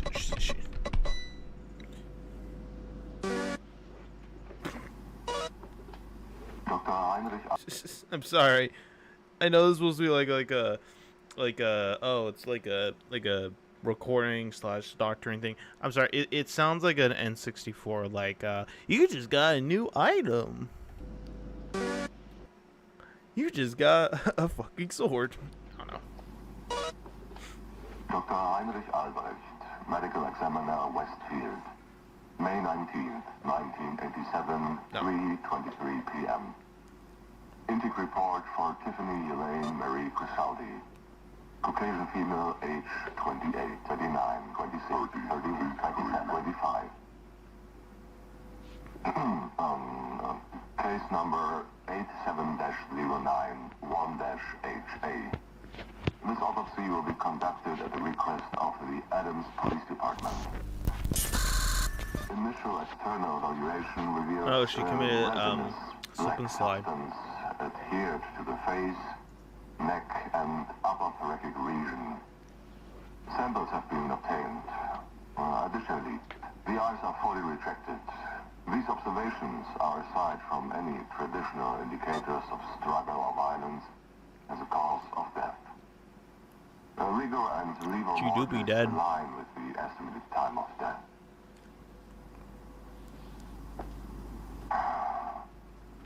Of particular note, and the reason for this specialist report is an unusual finding on the abdomen, specifically below the sternum.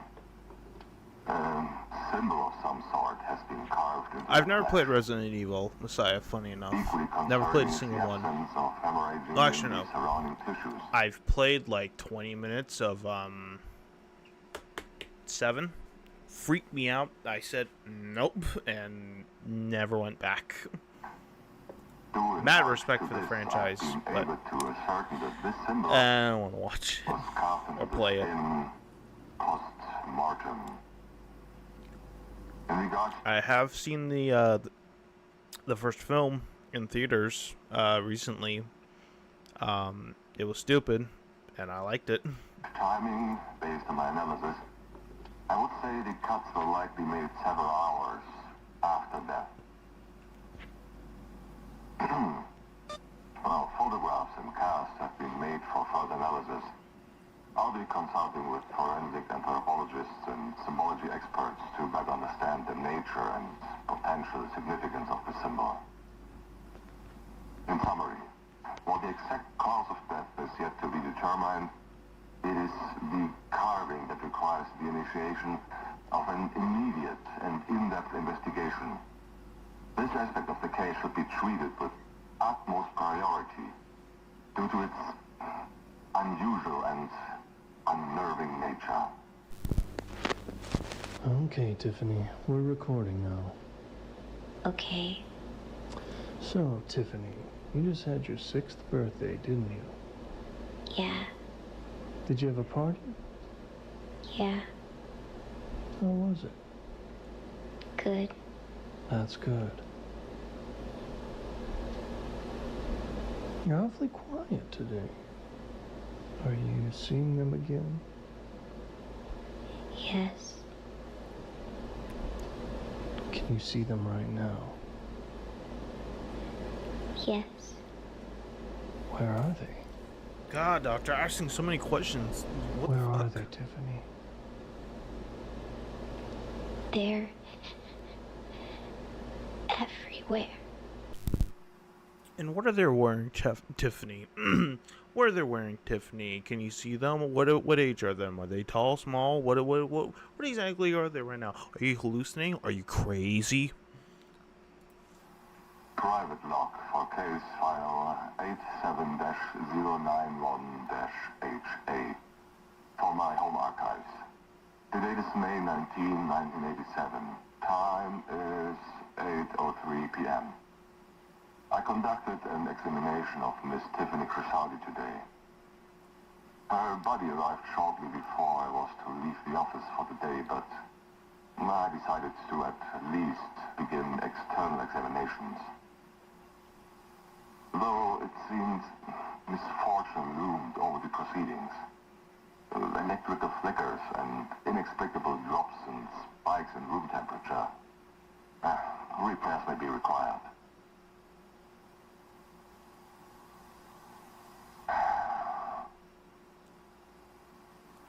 I wanted to refrain from mentioning this part whatsoever, but I feel compelled to do so.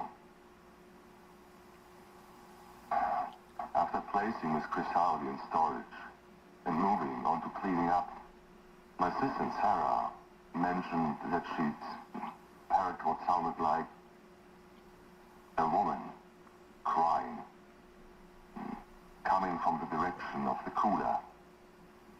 I shrugged off her remark and let her leave early, telling her she was likely stressed or overtired, and I continued cleaning up on my own. I didn't dare to tell her that I heard it as well.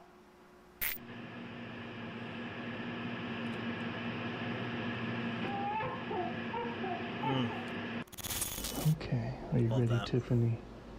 I think so. Are you nervous? Yeah. Okay. God. I'll need you to follow my instructions, okay, Tiffany? As long as you do that, everything will be fine. Can you do that for me? Okay. Good. I'm going to play some sounds that will help you through this exercise. I'm gonna play every single sound in the entire world, and you're gonna tell me every single thing you're gonna tell me right now, okay?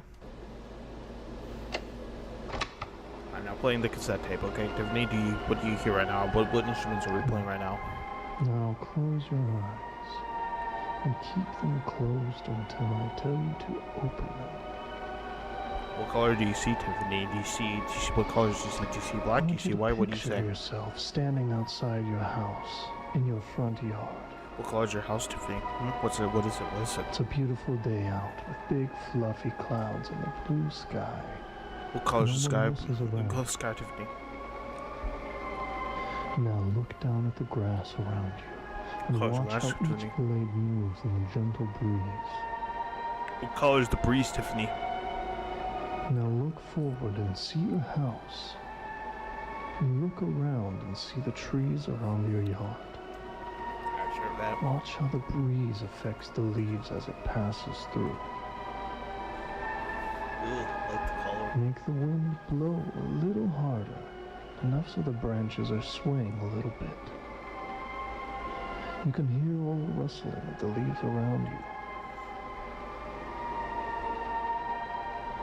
Wind calms down now. Love the look of Tiffany right there. She looks absolutely fucking terrified. And you begin walking very slowly towards the front door of your house. Step. Step. Steppy step. Step. What colors the steps? Tiffany, what are the colors of the steps? And with each step you take, it looks like the day's getting later and later. Soon the golden rays of the sunset are shining against your house. The front door is closer now, but you still have some more steps to go. Step. Step. Step. Step. Now you're only 3 steps from the door. Step. The sun vanishes behind the trees, going down. Step. The stars begin twinkling in the sky above, and the moon shines its soft glow over everything around you. Step. You arrive at the front door. Reach out your hand, turn the door. I don't think they are AI. I really don't think so. Your house looks like it always does at nighttime, except you're the only one here now. You take off your shoes. First the right shoe. I think the production is like way better. Then the left shoe. I don't think Rob is like a Nexpo or Nick Crowley where they just AI generate their entire series. So I don't know. I think Rob and Matt have like a better idea of visual storytelling than Nexpo and Nick Crowley does. So I don't know. You can feel the floor against your feet. What color are the feet? You can smell the familiar aroma of your house. What color is the smell? Everything is in its proper place. What color is the proper place? You are alone. You're going to walk quietly to your bedroom now. Not even gonna lie, this part, I've seen this part before. This part's honestly got kind of boring. So I'm gonna go to 1.5 speed. You begin to walk up. You hold on to the banister as you go, letting your hand slide up. Step. Step. Step. Step. You reach the second floor hallway. Everything is in its proper place. You are alone. Nobody else is here with you. You look to the right and you can see your bedroom door closed at the end of the hall. And you start walking nice and calmly towards it. You see the door coming closer with each step. You can see the pink flower stickers that you put on it 2 years ago, and the small wooden sign that reads Tiffany, with the little blue bird in the corner. Step. Step. Step. Step. You're at your bedroom door now. You reach out your hand and grasp the doorknob and turn. The door opens, and you can see that your room looks just like it did the last you saw it. You see the colorful quilt on your bed. You see your small white dresser with all the stickers and scuff marks, just like always. Your stuffed animals are all resting by your purple toy box. You feel comfortable. You feel safe. You are alone. You walk into a room, and that's when you can see something different that's never been there before. Tell me what you see. It's a door next to my window. That's right, it's a door. What does the door look like, Tiffany? It looks black. It has weird marks on it. The wood looks weird. Walk to the door and open it. I'm scared. It doesn't matter if you're scared. You must open the door. You call us the must, Tiffany. Good job, Tiffany. Now tell me what's on the other side of the door. It's a small room. Somebody's in there. No, Tiffany, you're alone. No. I love it. No. This part's my favorite of this entire thing. He's facing away from me. He's standing. And his doctor's just like, Tiffany, okay, we're gonna do this incredible exercise. The trip to the room is quite the journey. Tall. He's very tall. Tiffany, you are alone. Nobody else is there. Yeah, I love the doctor. The doctor's just like, okay, Tiffany, we're gonna take this extensive fucking walk to your room right now. The walk should be about like normally like 2 seconds from your house right now. We're gonna make it an hour and 58 minutes. Okay. Now tell me what else is in the room. There's a TV. The screen is all fuzzy, and the tall man is watching it. Tiffany, I the want tall you man, to focus on the hat man, moving the man from your mind. When I snap my fingers, you will be gone. You will be alone. Oh. The man's shaking. His body is cracking. Okay, Tiffany, I'm going to count down from 5. When I snap my fingers, you will return to the real world. 5. You're feeling more awake. He's turning around. 4. Everything around you is becoming He's hazy. looking at me. He sees me. 3. Tiffany, you can feel the chair you're sitting in again. 2. Everything around you fades to the blackness behind you. 1. Full control of your body. 0. You're awake, Tiffany. You will return to reality now.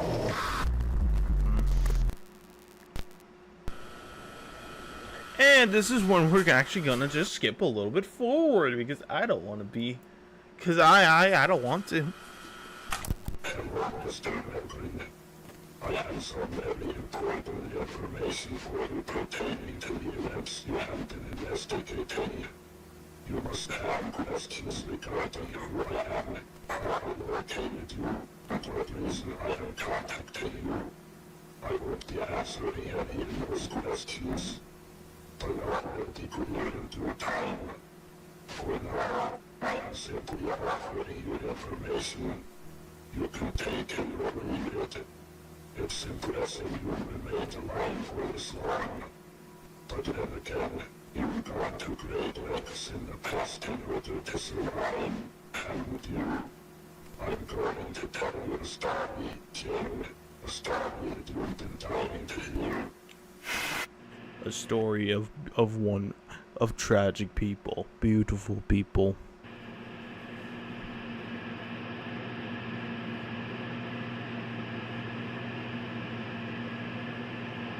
Honest to God, my next live stream, honest to God, may just be a Walton File and Harmony and Horror double feature. I don't give a shit. I'll be here from. Honest to God, probably top 5 of Greylock moment. I love this moment.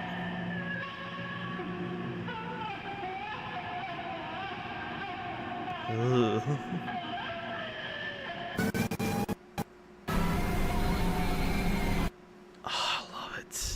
I love it. It's so good. The creepy phase, the sound design, this shot. I don't know. I don't know. This shot just recognized. That moment just recognized me. I fucking loved. This is a great episode.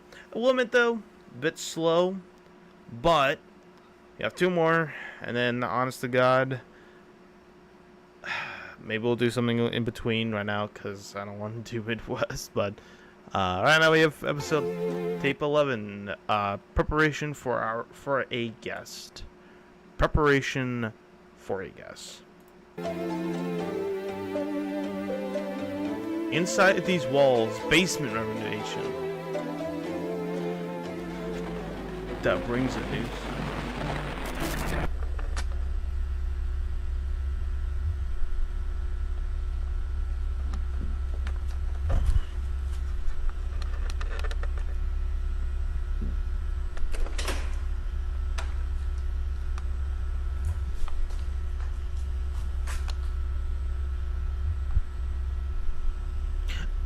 I get what this is. I've always seen this episode and I was like, what the fuck does this have to do with anything? I know what it's doing. It's trying to trap a tulpa.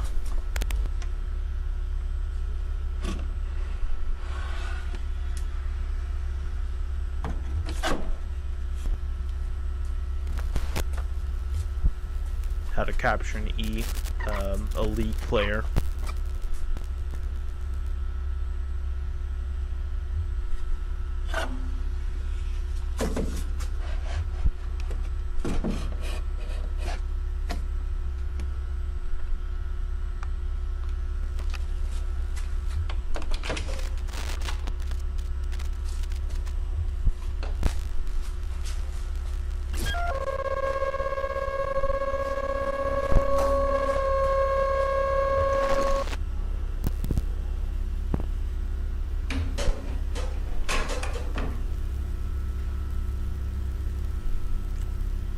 Oh shit, I trapped myself in.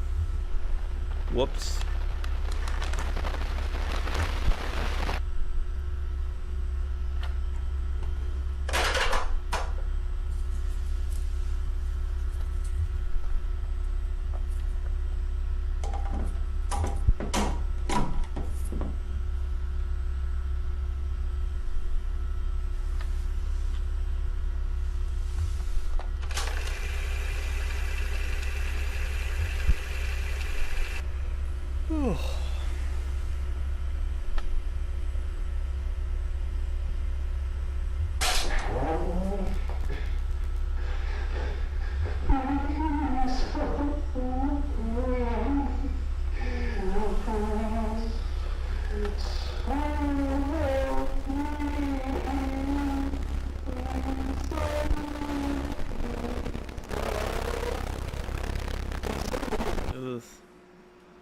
Ugh, did not like that. But finally.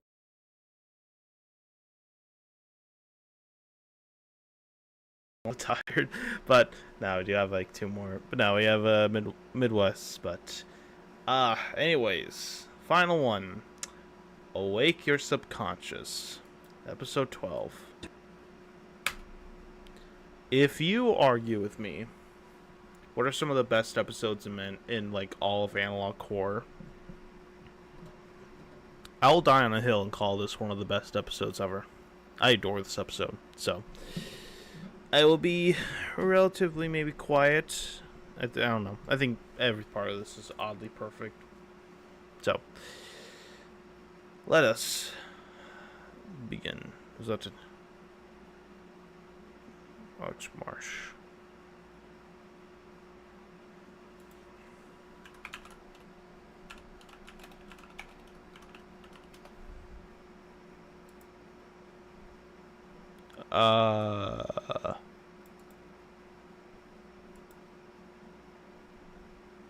It could be, but honestly, I don't think it's I don't think Alex is trying to capture Tulpa. I think it's the detective. I could be wrong. I don't know. Anyways, let us awaken our subconscious with Ultra Sunrise Monster. This has been keeping me on this entire fucking live stream. I'll tell you right off the bat, I got no sleep last night, so this has been helping. So, anyways, let us awaken our subconscious in 3, 2, 1, boom. Caroline Jean Middleton. I don't know. Yeah.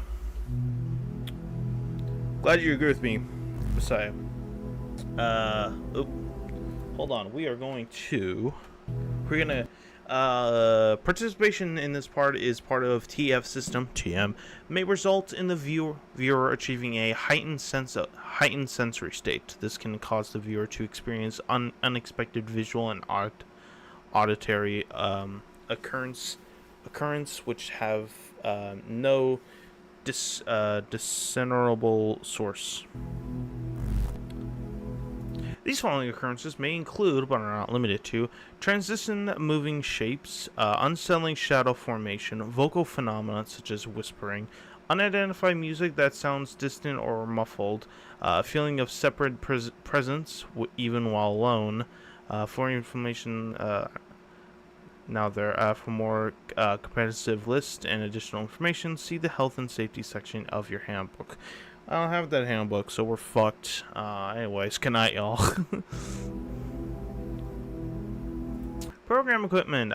You will need the following equipment for this tape: TF system, neurovisitor headset, writing book, and writing utensils. I don't have either. Well, I have writing books, but I ain't gonna do all that. And I most certainly don't have that. The Oculus Rift. Welcome. And again, this is episode 3 was tape 1. This is tape 2 of the thing. Greetings, and welcome to the second video program in the Preconditional Protocols and Orientation video system for Unit 13, TF2, Waking Your Subconscious. This video cassette has been specially designed to utilize powerful psychological exercises, along with cutting-edge technology, and your own brain's neuroplasticity, to allow Unit 13 to access the deepest energy potential of your incredible mind. This will be required to increase the likelihood of prime-form cognigenesis. Before we begin, let's go over the required checklist to be sure you have everything in order, so that we won't end up with any negative or unexpected outcomes from this program. Lovely. First on the checklist, ensure that you are alone and will not be disturbed for the entire duration of this program. It's critical that you do not become distracted, as working with the brain in such a way is a very delicate process. Second, hear that all? Be quiet. Turn off all light sources, except for your television or monitor that you are using for this program. This aids tremendously in your brain's ability to focus, but it also can make you feel vulnerable or frightened, which are beneficial to this program achieving the desired results. Well, I know what I'm doing. Hold on.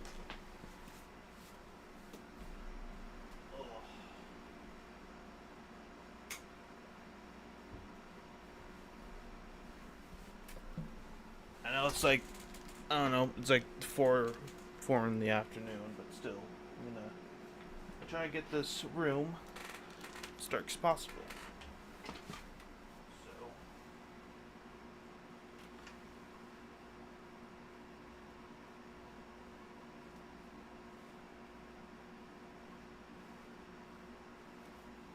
there we go.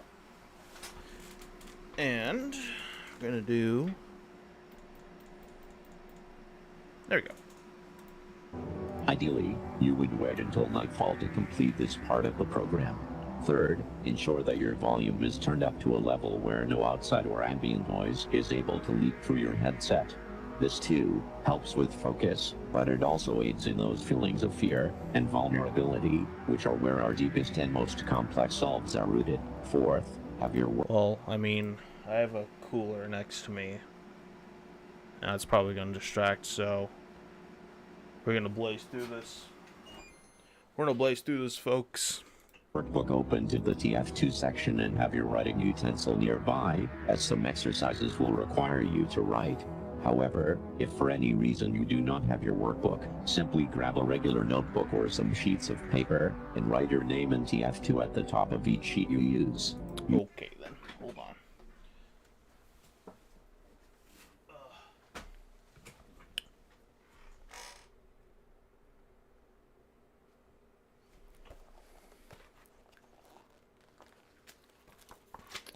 Got it.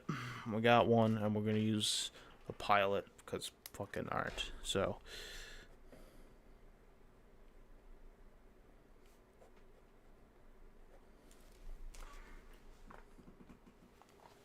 Get these out, folks. Get these out. You will need to hand those into your program liaison, and they will take care of transferring the data from there. Once all of these conditions have been met, you're ready to continue to the next part. Now is the time to make sure that your neurovisor headset is correctly equipped and connected.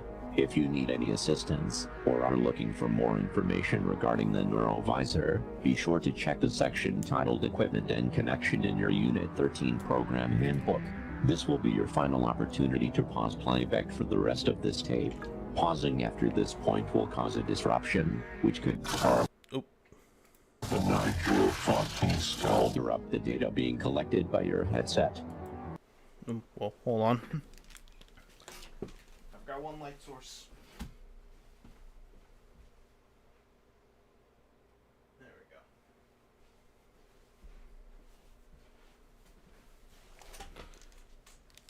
This school, I shudder at the thought.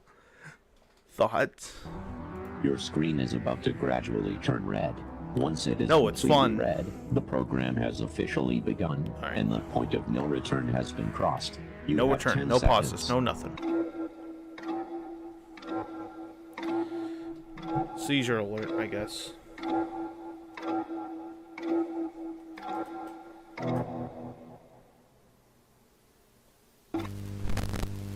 Alright.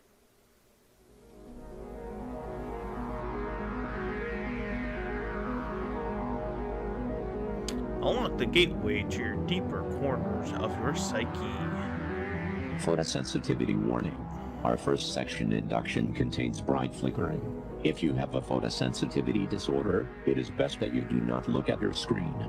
Close or shield your eyes, and just listen. Once the tone in your headset changes, it will be safe to look at your screen again. Induction will begin in 5 seconds.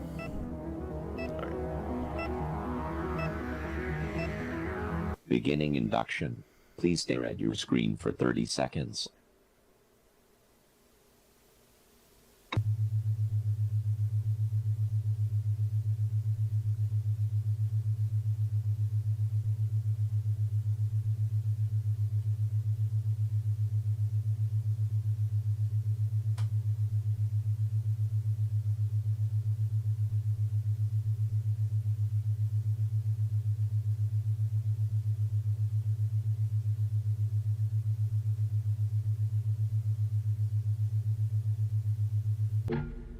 Oh, that's lovely. Induction complete. Oh, that's lovely.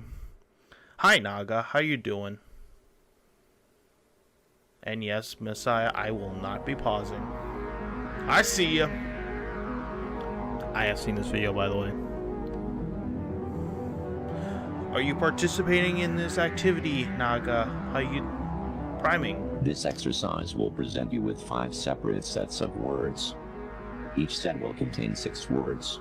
Okay. For each set, you will have 10 seconds to choose the one word out of the 6 that you feel doesn't fit with the others, and write it down in your workbook or on an appropriately labeled piece of paper. If you do not have your workbook, simply write the numbers 1 through 5 vertically on your paper, and place your answers beside each corresponding number. Now, let's begin. Chair, table, couch, rope, bed, bed, mirror. We're gonna go with rope. Yep.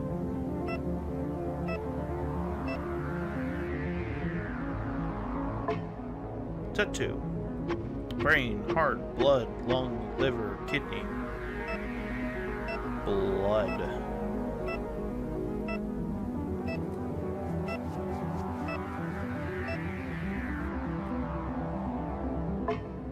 Set 3. Terrified, screaming, running, followed, hiding, visible. Visible, I think. There we go.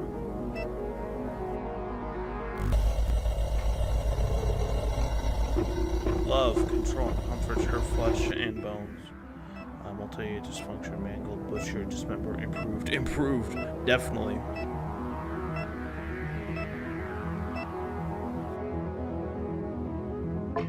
Set 5. Morph, transform, reach, turn. You, I guess? Yeah. Priming complete. Okay. Whoa. Whoa. Conducting.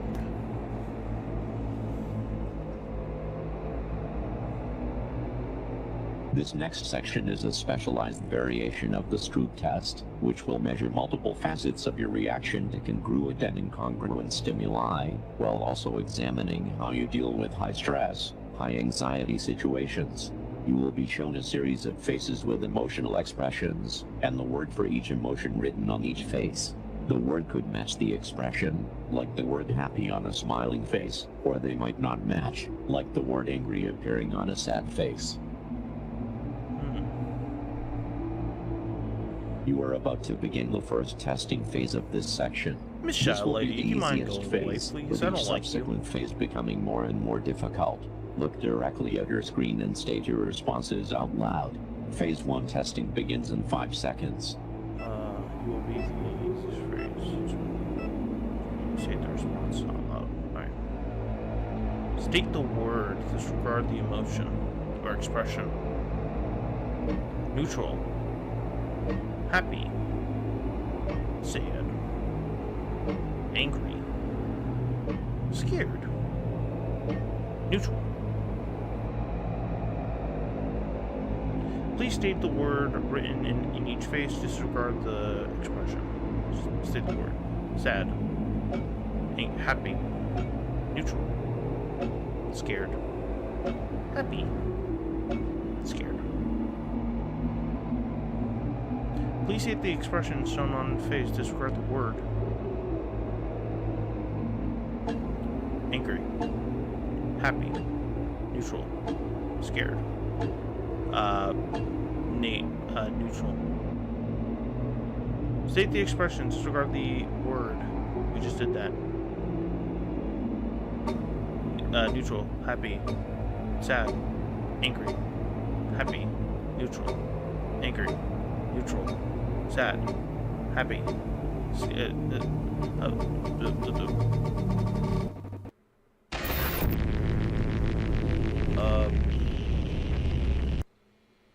Nage? Hello.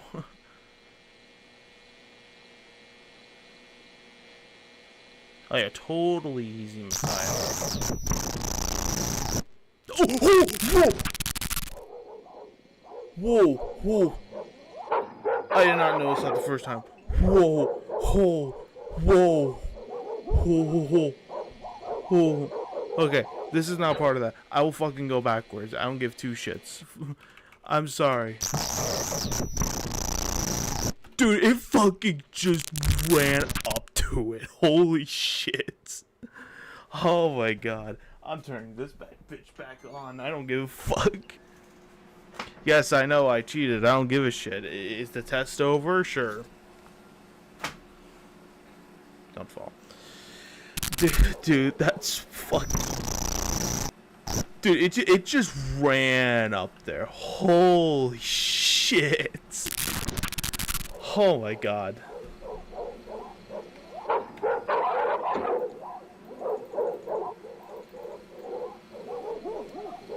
Damn. Oh. I'm still in the dark room. I don't give a shit.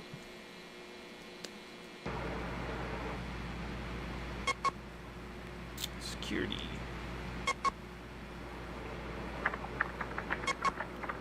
T. Erickson.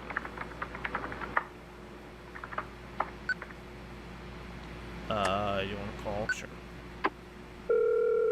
Oh, we're just gonna dox this woman then. Cool.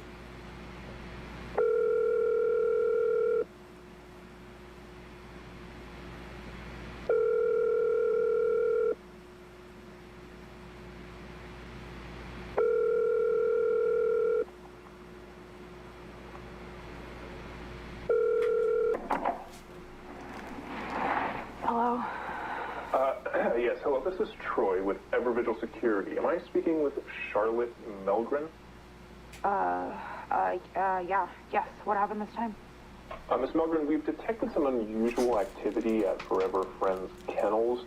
Our system alerted us that kennel door 1 was open and then closed unexpectedly, followed by a power outage.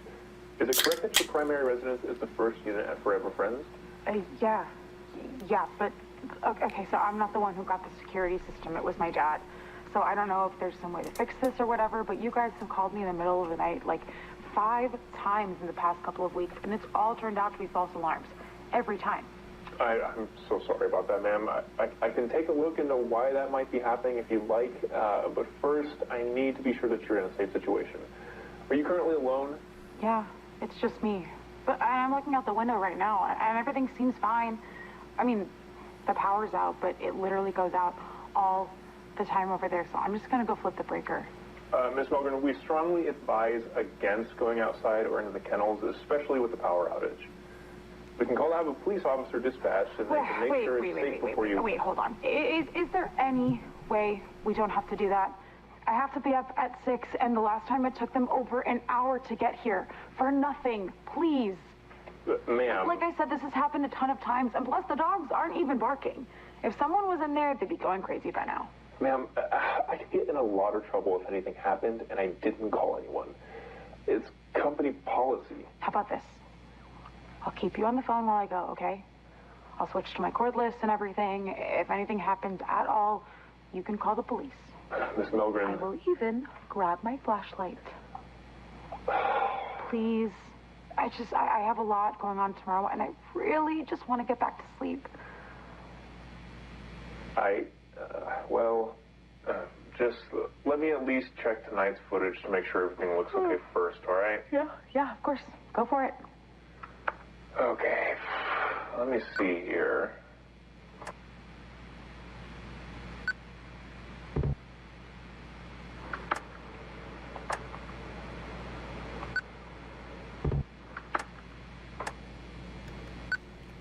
Agree with Sayo. This is like one of the better parts. Okay, I'm getting an error. It's not letting me review it.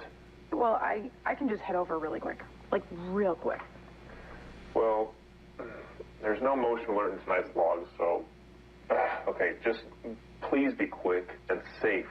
Thank you. Seriously, I'm gonna go throw some clothes on and, grab the cordless, okay? Yeah, all right. I'll look into the false alarms you mentioned and see if I can figure out what's going on with that. Okay. Be right back.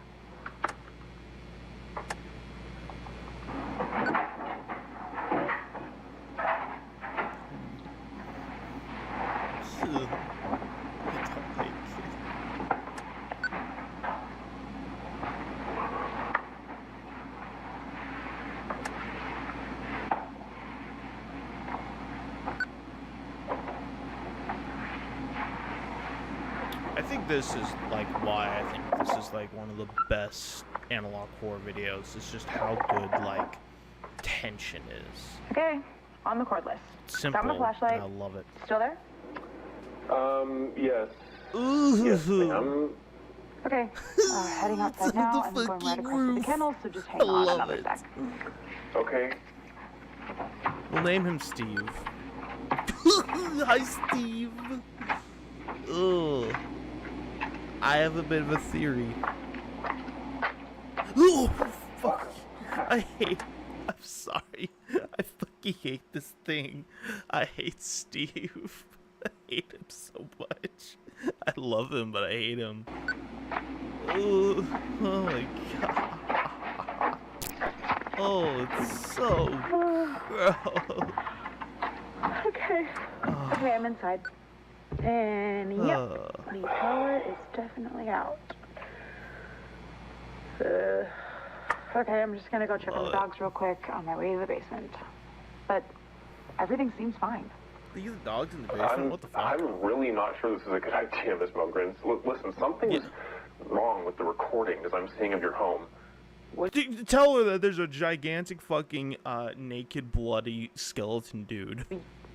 What do you mean wrong? Honestly, I'm not sure exactly what I'm looking at. Steve's here. hostile. Seems like the camera's glitched out or something, but the previous calls you've been getting, they weren't false alarms.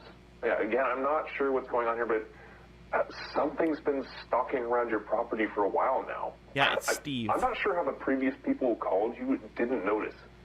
Okay, something like what? An animal or? No, well, I don't know actually.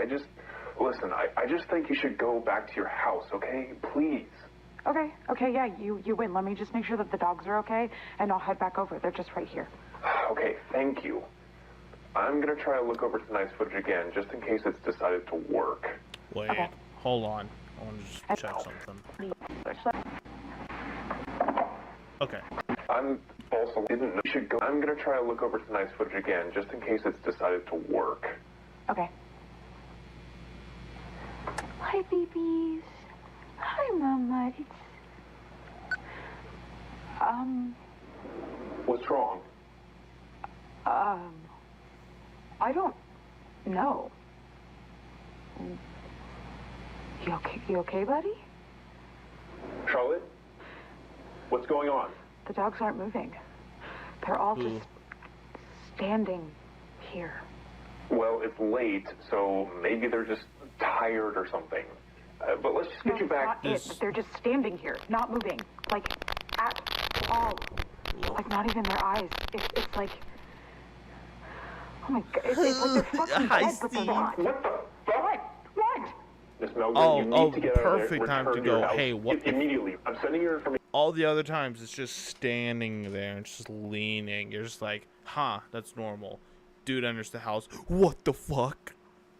To the police right now. What's going on? Get the hell out of the kennel now! Fuck, I'm leaving! What was that? Are you okay? Charlotte? Charlotte, are you okay? It ripped my flashlight. Charlotte? It ripped my flashlight. It's gone. It's gone. Something ripped it out of my hand. Again, it's Steve. Please fucking help me, please. Something's in here. Okay, Charlotte, I've sent your information to the North Adams PD, okay? They responded that an officer will be there in 3 minutes. Do you think you can find your way out? Charlotte, listen, you need to try your best to be calm and just listen to me, okay? Can you find your way out? I'm trying. Okay, Steve's very persistent. If you want to know anything about Steve, he's very persistent. The door's fucking gone. Charlotte, you're gonna be okay. Just listen to me right now. Feel along the wall until you get to a door or a window, okay? Okay. Do it right now, nice and quick, all right? Oh, it's just gone. Please, oh God, please. This doesn't make any sense. It's like a totally different fucking building. It just keeps going. 3D as well is just so good. Doors. This isn't fucking possible. Just keep going. Stay focused. There must be something. I'm trying.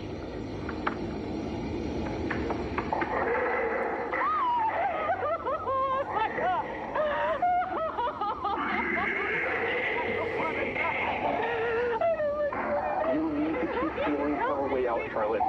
Don't let anything distract you. I think it's the thing that was in the mountain. Great job, Charlotte. Okay.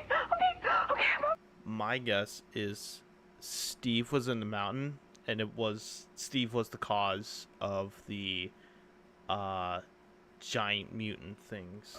I found out the door's locked. Okay, very good, Charlotte. You're doing great.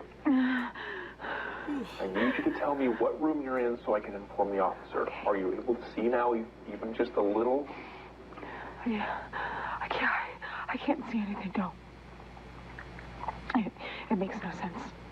Nothing is making sense. I have no clue where I am. It's so dark. I can't tell if it's really this dark or if I'm blind. Breathe, Charlotte. Breathe. You need to try and stay as calm as you possibly can. Listen, if it's that dark, whatever's in there probably can't see you either, okay? So it's important that we stay very quiet until the police arrive. Very quiet. Okay. Okay, good. Stay right where you are. No Keep shit, your back Messiah. against Of the course wall. he's very powerful. All right, the officer's just down the road right now. You're gonna be okay.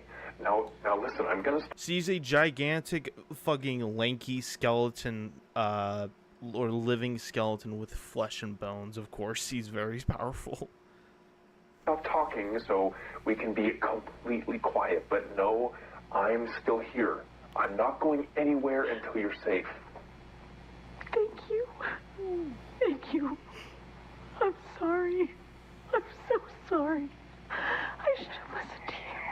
Also, voice acting. We're gonna 10. get you out of there. God, Now, it's no so more good, talking. especially from Caroline.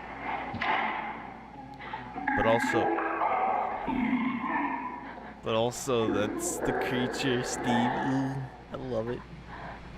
It's so good.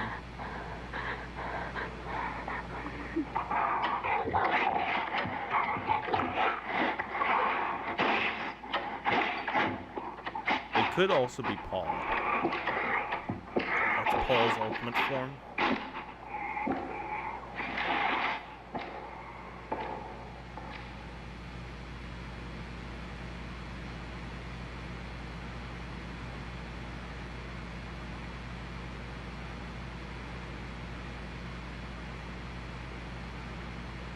I think my skin is moving.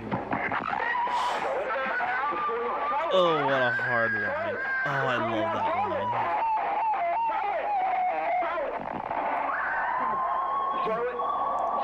Well, she's dead.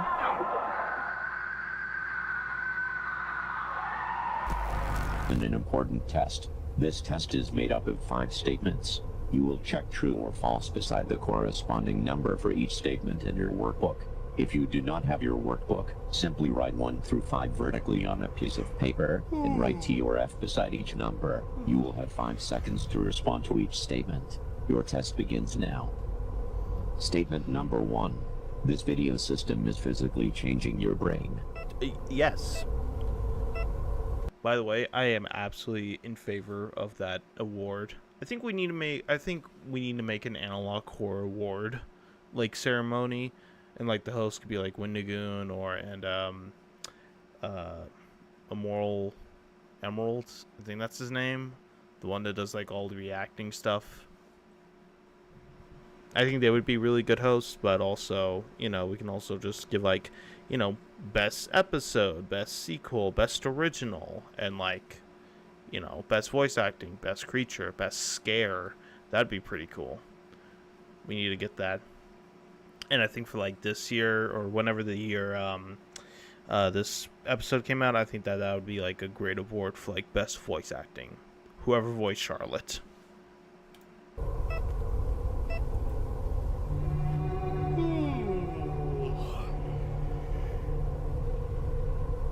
This video system leverages the principles of neuroplasticity, the brain's ability to reorganize itself by forming new neural connections.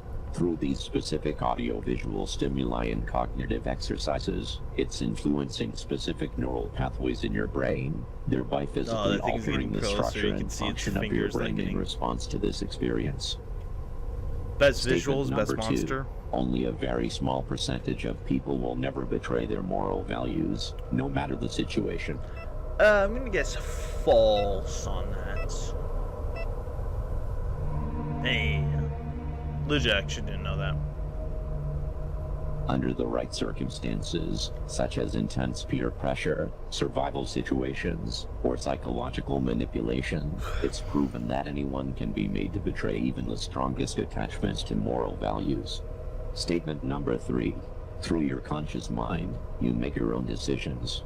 I'm gonna say true.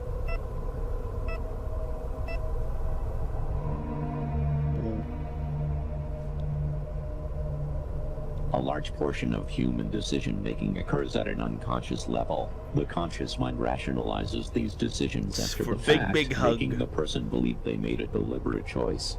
Choice is an illusion. Statement number 4. We all have immoral thoughts and desires, but it's critical to focus our energy on the positive aspects of ourselves so that we can be better people. That's false.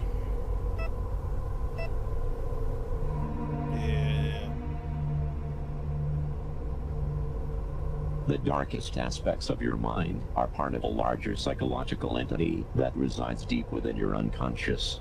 This shadow entity cannot be reasoned with. It cannot be ignored. You cannot subdue it, lock it away, or eliminate it. Even attempting any such thing has the opposite effect, only making it stronger, darker, and more dangerous. I.e. that thing. Statement number 5.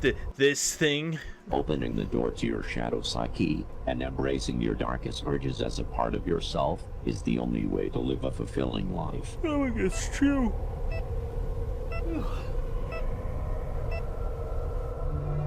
Hey.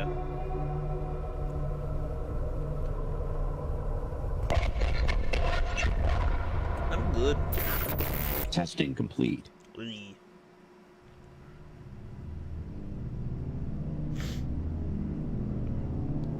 Activision? You're gonna make another Call of Duty? Bring back Skylanders. What you are about to experience has been carefully constructed in combination with previous exercises to create a connection point between your conscious and unconscious mind. This is our final section of this tape. Please watch and listen very closely. Do not look away or shield your eyes for any reason. Please remember, your fear and vulnerability are essential components to this process. Activation of the subliminal bridge will begin in 5 seconds. Whoa. Oh, hold on. There were stuff. Hold on. Okay. Ooh. Oh, that's weird. Oh, that's creepy. Ooh, I love it. Alright. I already failed it, but it's whatever.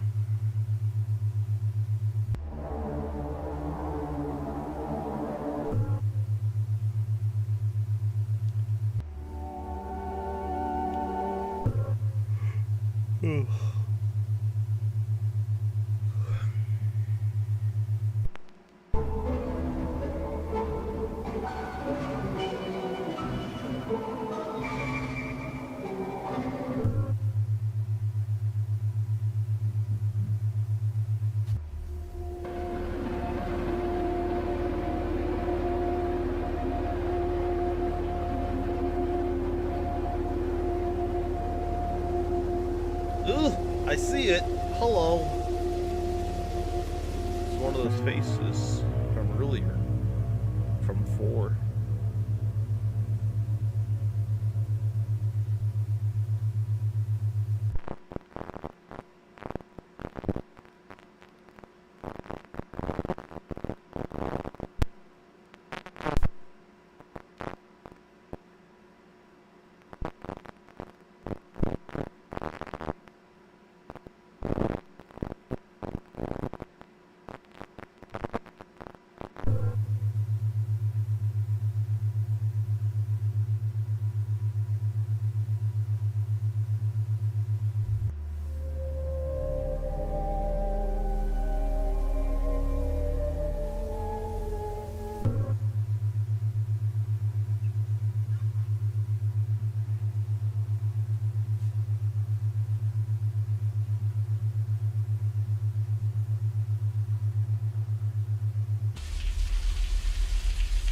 Oh, hello.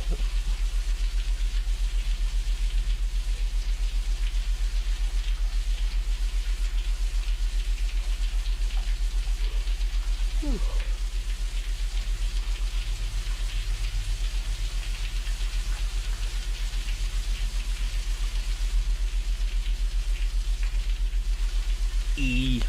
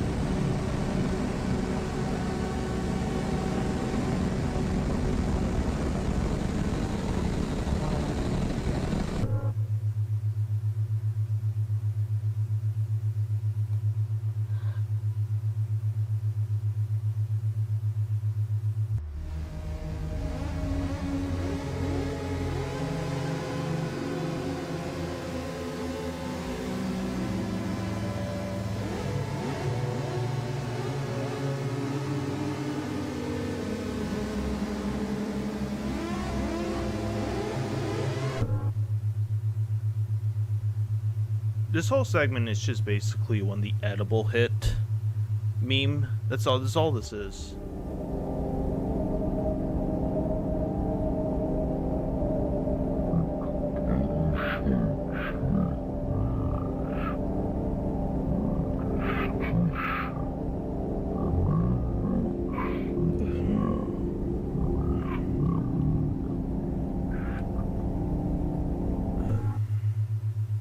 Ooh.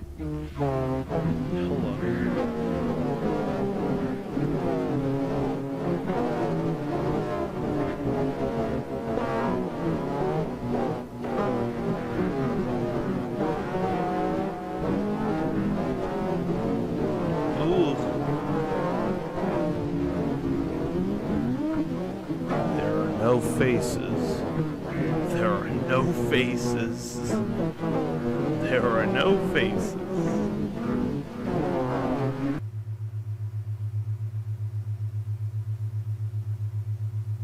Yeah, basically.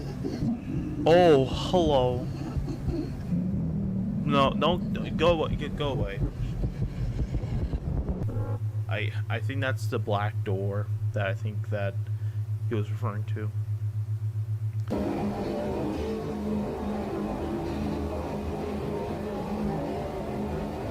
This is the whole "this is your brain on drugs" PSA.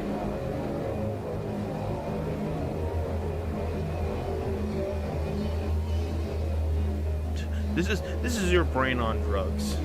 Activation complete. Hey. Clear. No sign of Miss Melwood. Oh. Panels are empty Fuck, I love too. this section. Thought you said she had dogs here.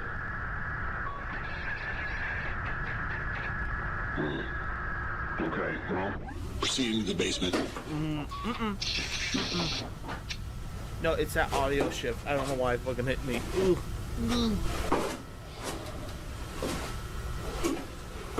North Adams Police.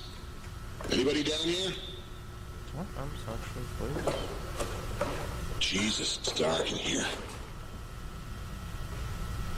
Oh, it is an actual place. North Adams is an The fuck actual was that? place in Massachusetts.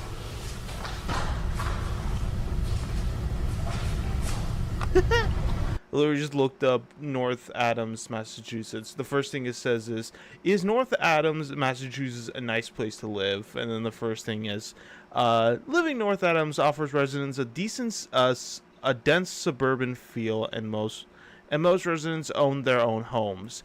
I imagine if you live in a suburb, you own at least a house. So, I don't know.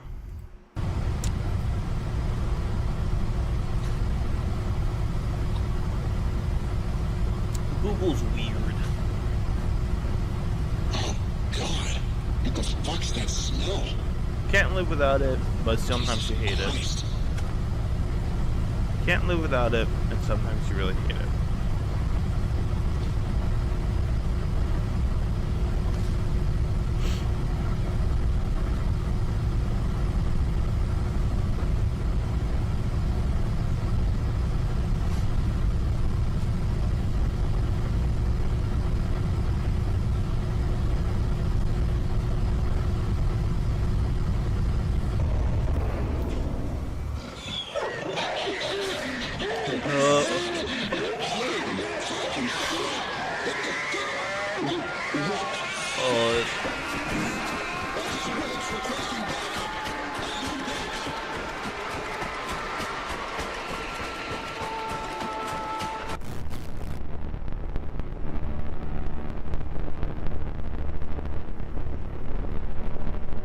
Yeah, I think so.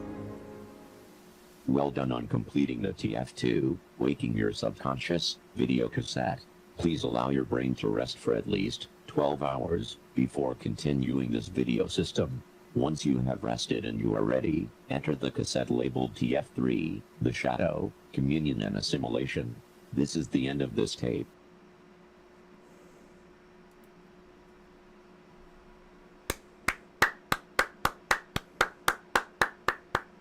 Fucking loved it. I loved Greylock. God, it's so good.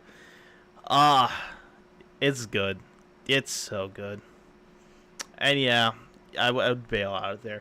I will say though, better, a way more cool and way more scarier jump scare would just to have Steve, the fucking big tall dude, just like standing in front of him and just grabbing him.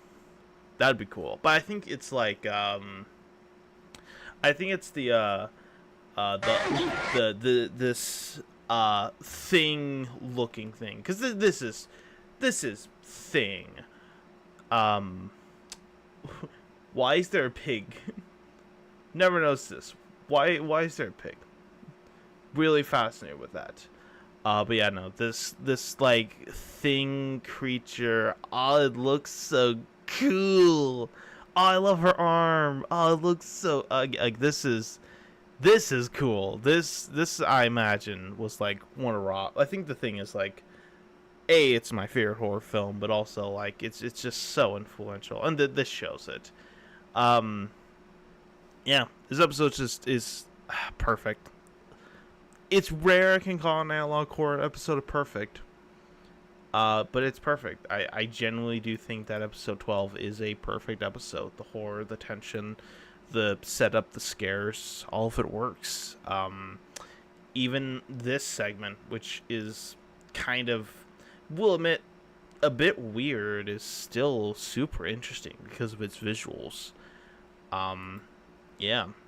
I think the biggest thing with the Greylock for me, though, is like, it's like first couple episodes are good. It like really hits with like episode 6 and then like increases upwards. Like the first 6 of Greylock, good. Like they're like I don't know, like the set dressing or like the lettuce to your salad. All the other episodes are like add-ons, croutons, carrot sticks, or some other shit. And then 12 is the ranch, is the dressing on everything, and it's so good. I loved Greylock. I love it. I used to not be huge on this series just because I felt like it was kind of not my thing. But as time goes on, I start to really love Greylock, and I think it's great, and I love it. Yeah, I'm gonna turn on all notifications. It's a reason why I joined its Patreon, and it's super good. It is a very slow series, I will admit, though. It is a very slow burn. That's probably the best word to describe Greylock. It's a very slow burn, but its execution is genuinely incredible. I loved it. There's questions. There's still some things that I'm still questioning about. Like in episode 8, there's like a mention of like corpses falling down. I hope to God in like episode 13 we see it. We see the corpse rain. That'd be really cool. There's still other things like is Tina alive? Is she like alive and well? Yeah.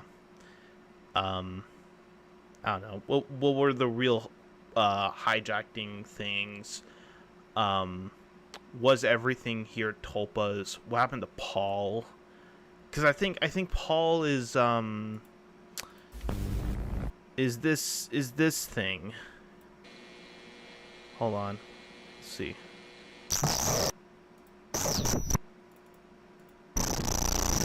Hold on, where is he? I think this thing is Paul. I really believe. But they're not. What the? What? This thing is Paul. I have a very good suspicion this thing is Paul, the miner in episode 6, or something. But I also think it's either Paul or it's the thing in the mountain that attacked all the crew. And I also have suspicion that it's the thing in episode 2 that like hits the bang on the car. I really believe that. I don't know. It's just little theories I have right now, but I don't know. I loved it. It's great. Yeah. I'm excited for season 2. I'm excited for episode 13. I'm glad it's back. I'm glad, Greylock has just said, "Hey, we're back. we're so back, baby." And yeah. I'm excited. I'm excited for episode 13. I'm very excited. But I want to get some angelic in my Midwest. So I think I'm going to grab a quick snack, I'm gonna take a little break. Gonna relax. Maybe play Tetris. I don't know. I'm gonna take a minute. I'm gonna rest for 12 hours. No, I'm not gonna end the live stream. Don't worry. But I'm gonna take a minute just to grab something real quick. Relax. Not like a lot. Maybe like 10 minutes. I don't know. But yeah, gonna do that real quick. So I'll be right back. Enjoy Mr. Steve. So be right back. 2 seconds.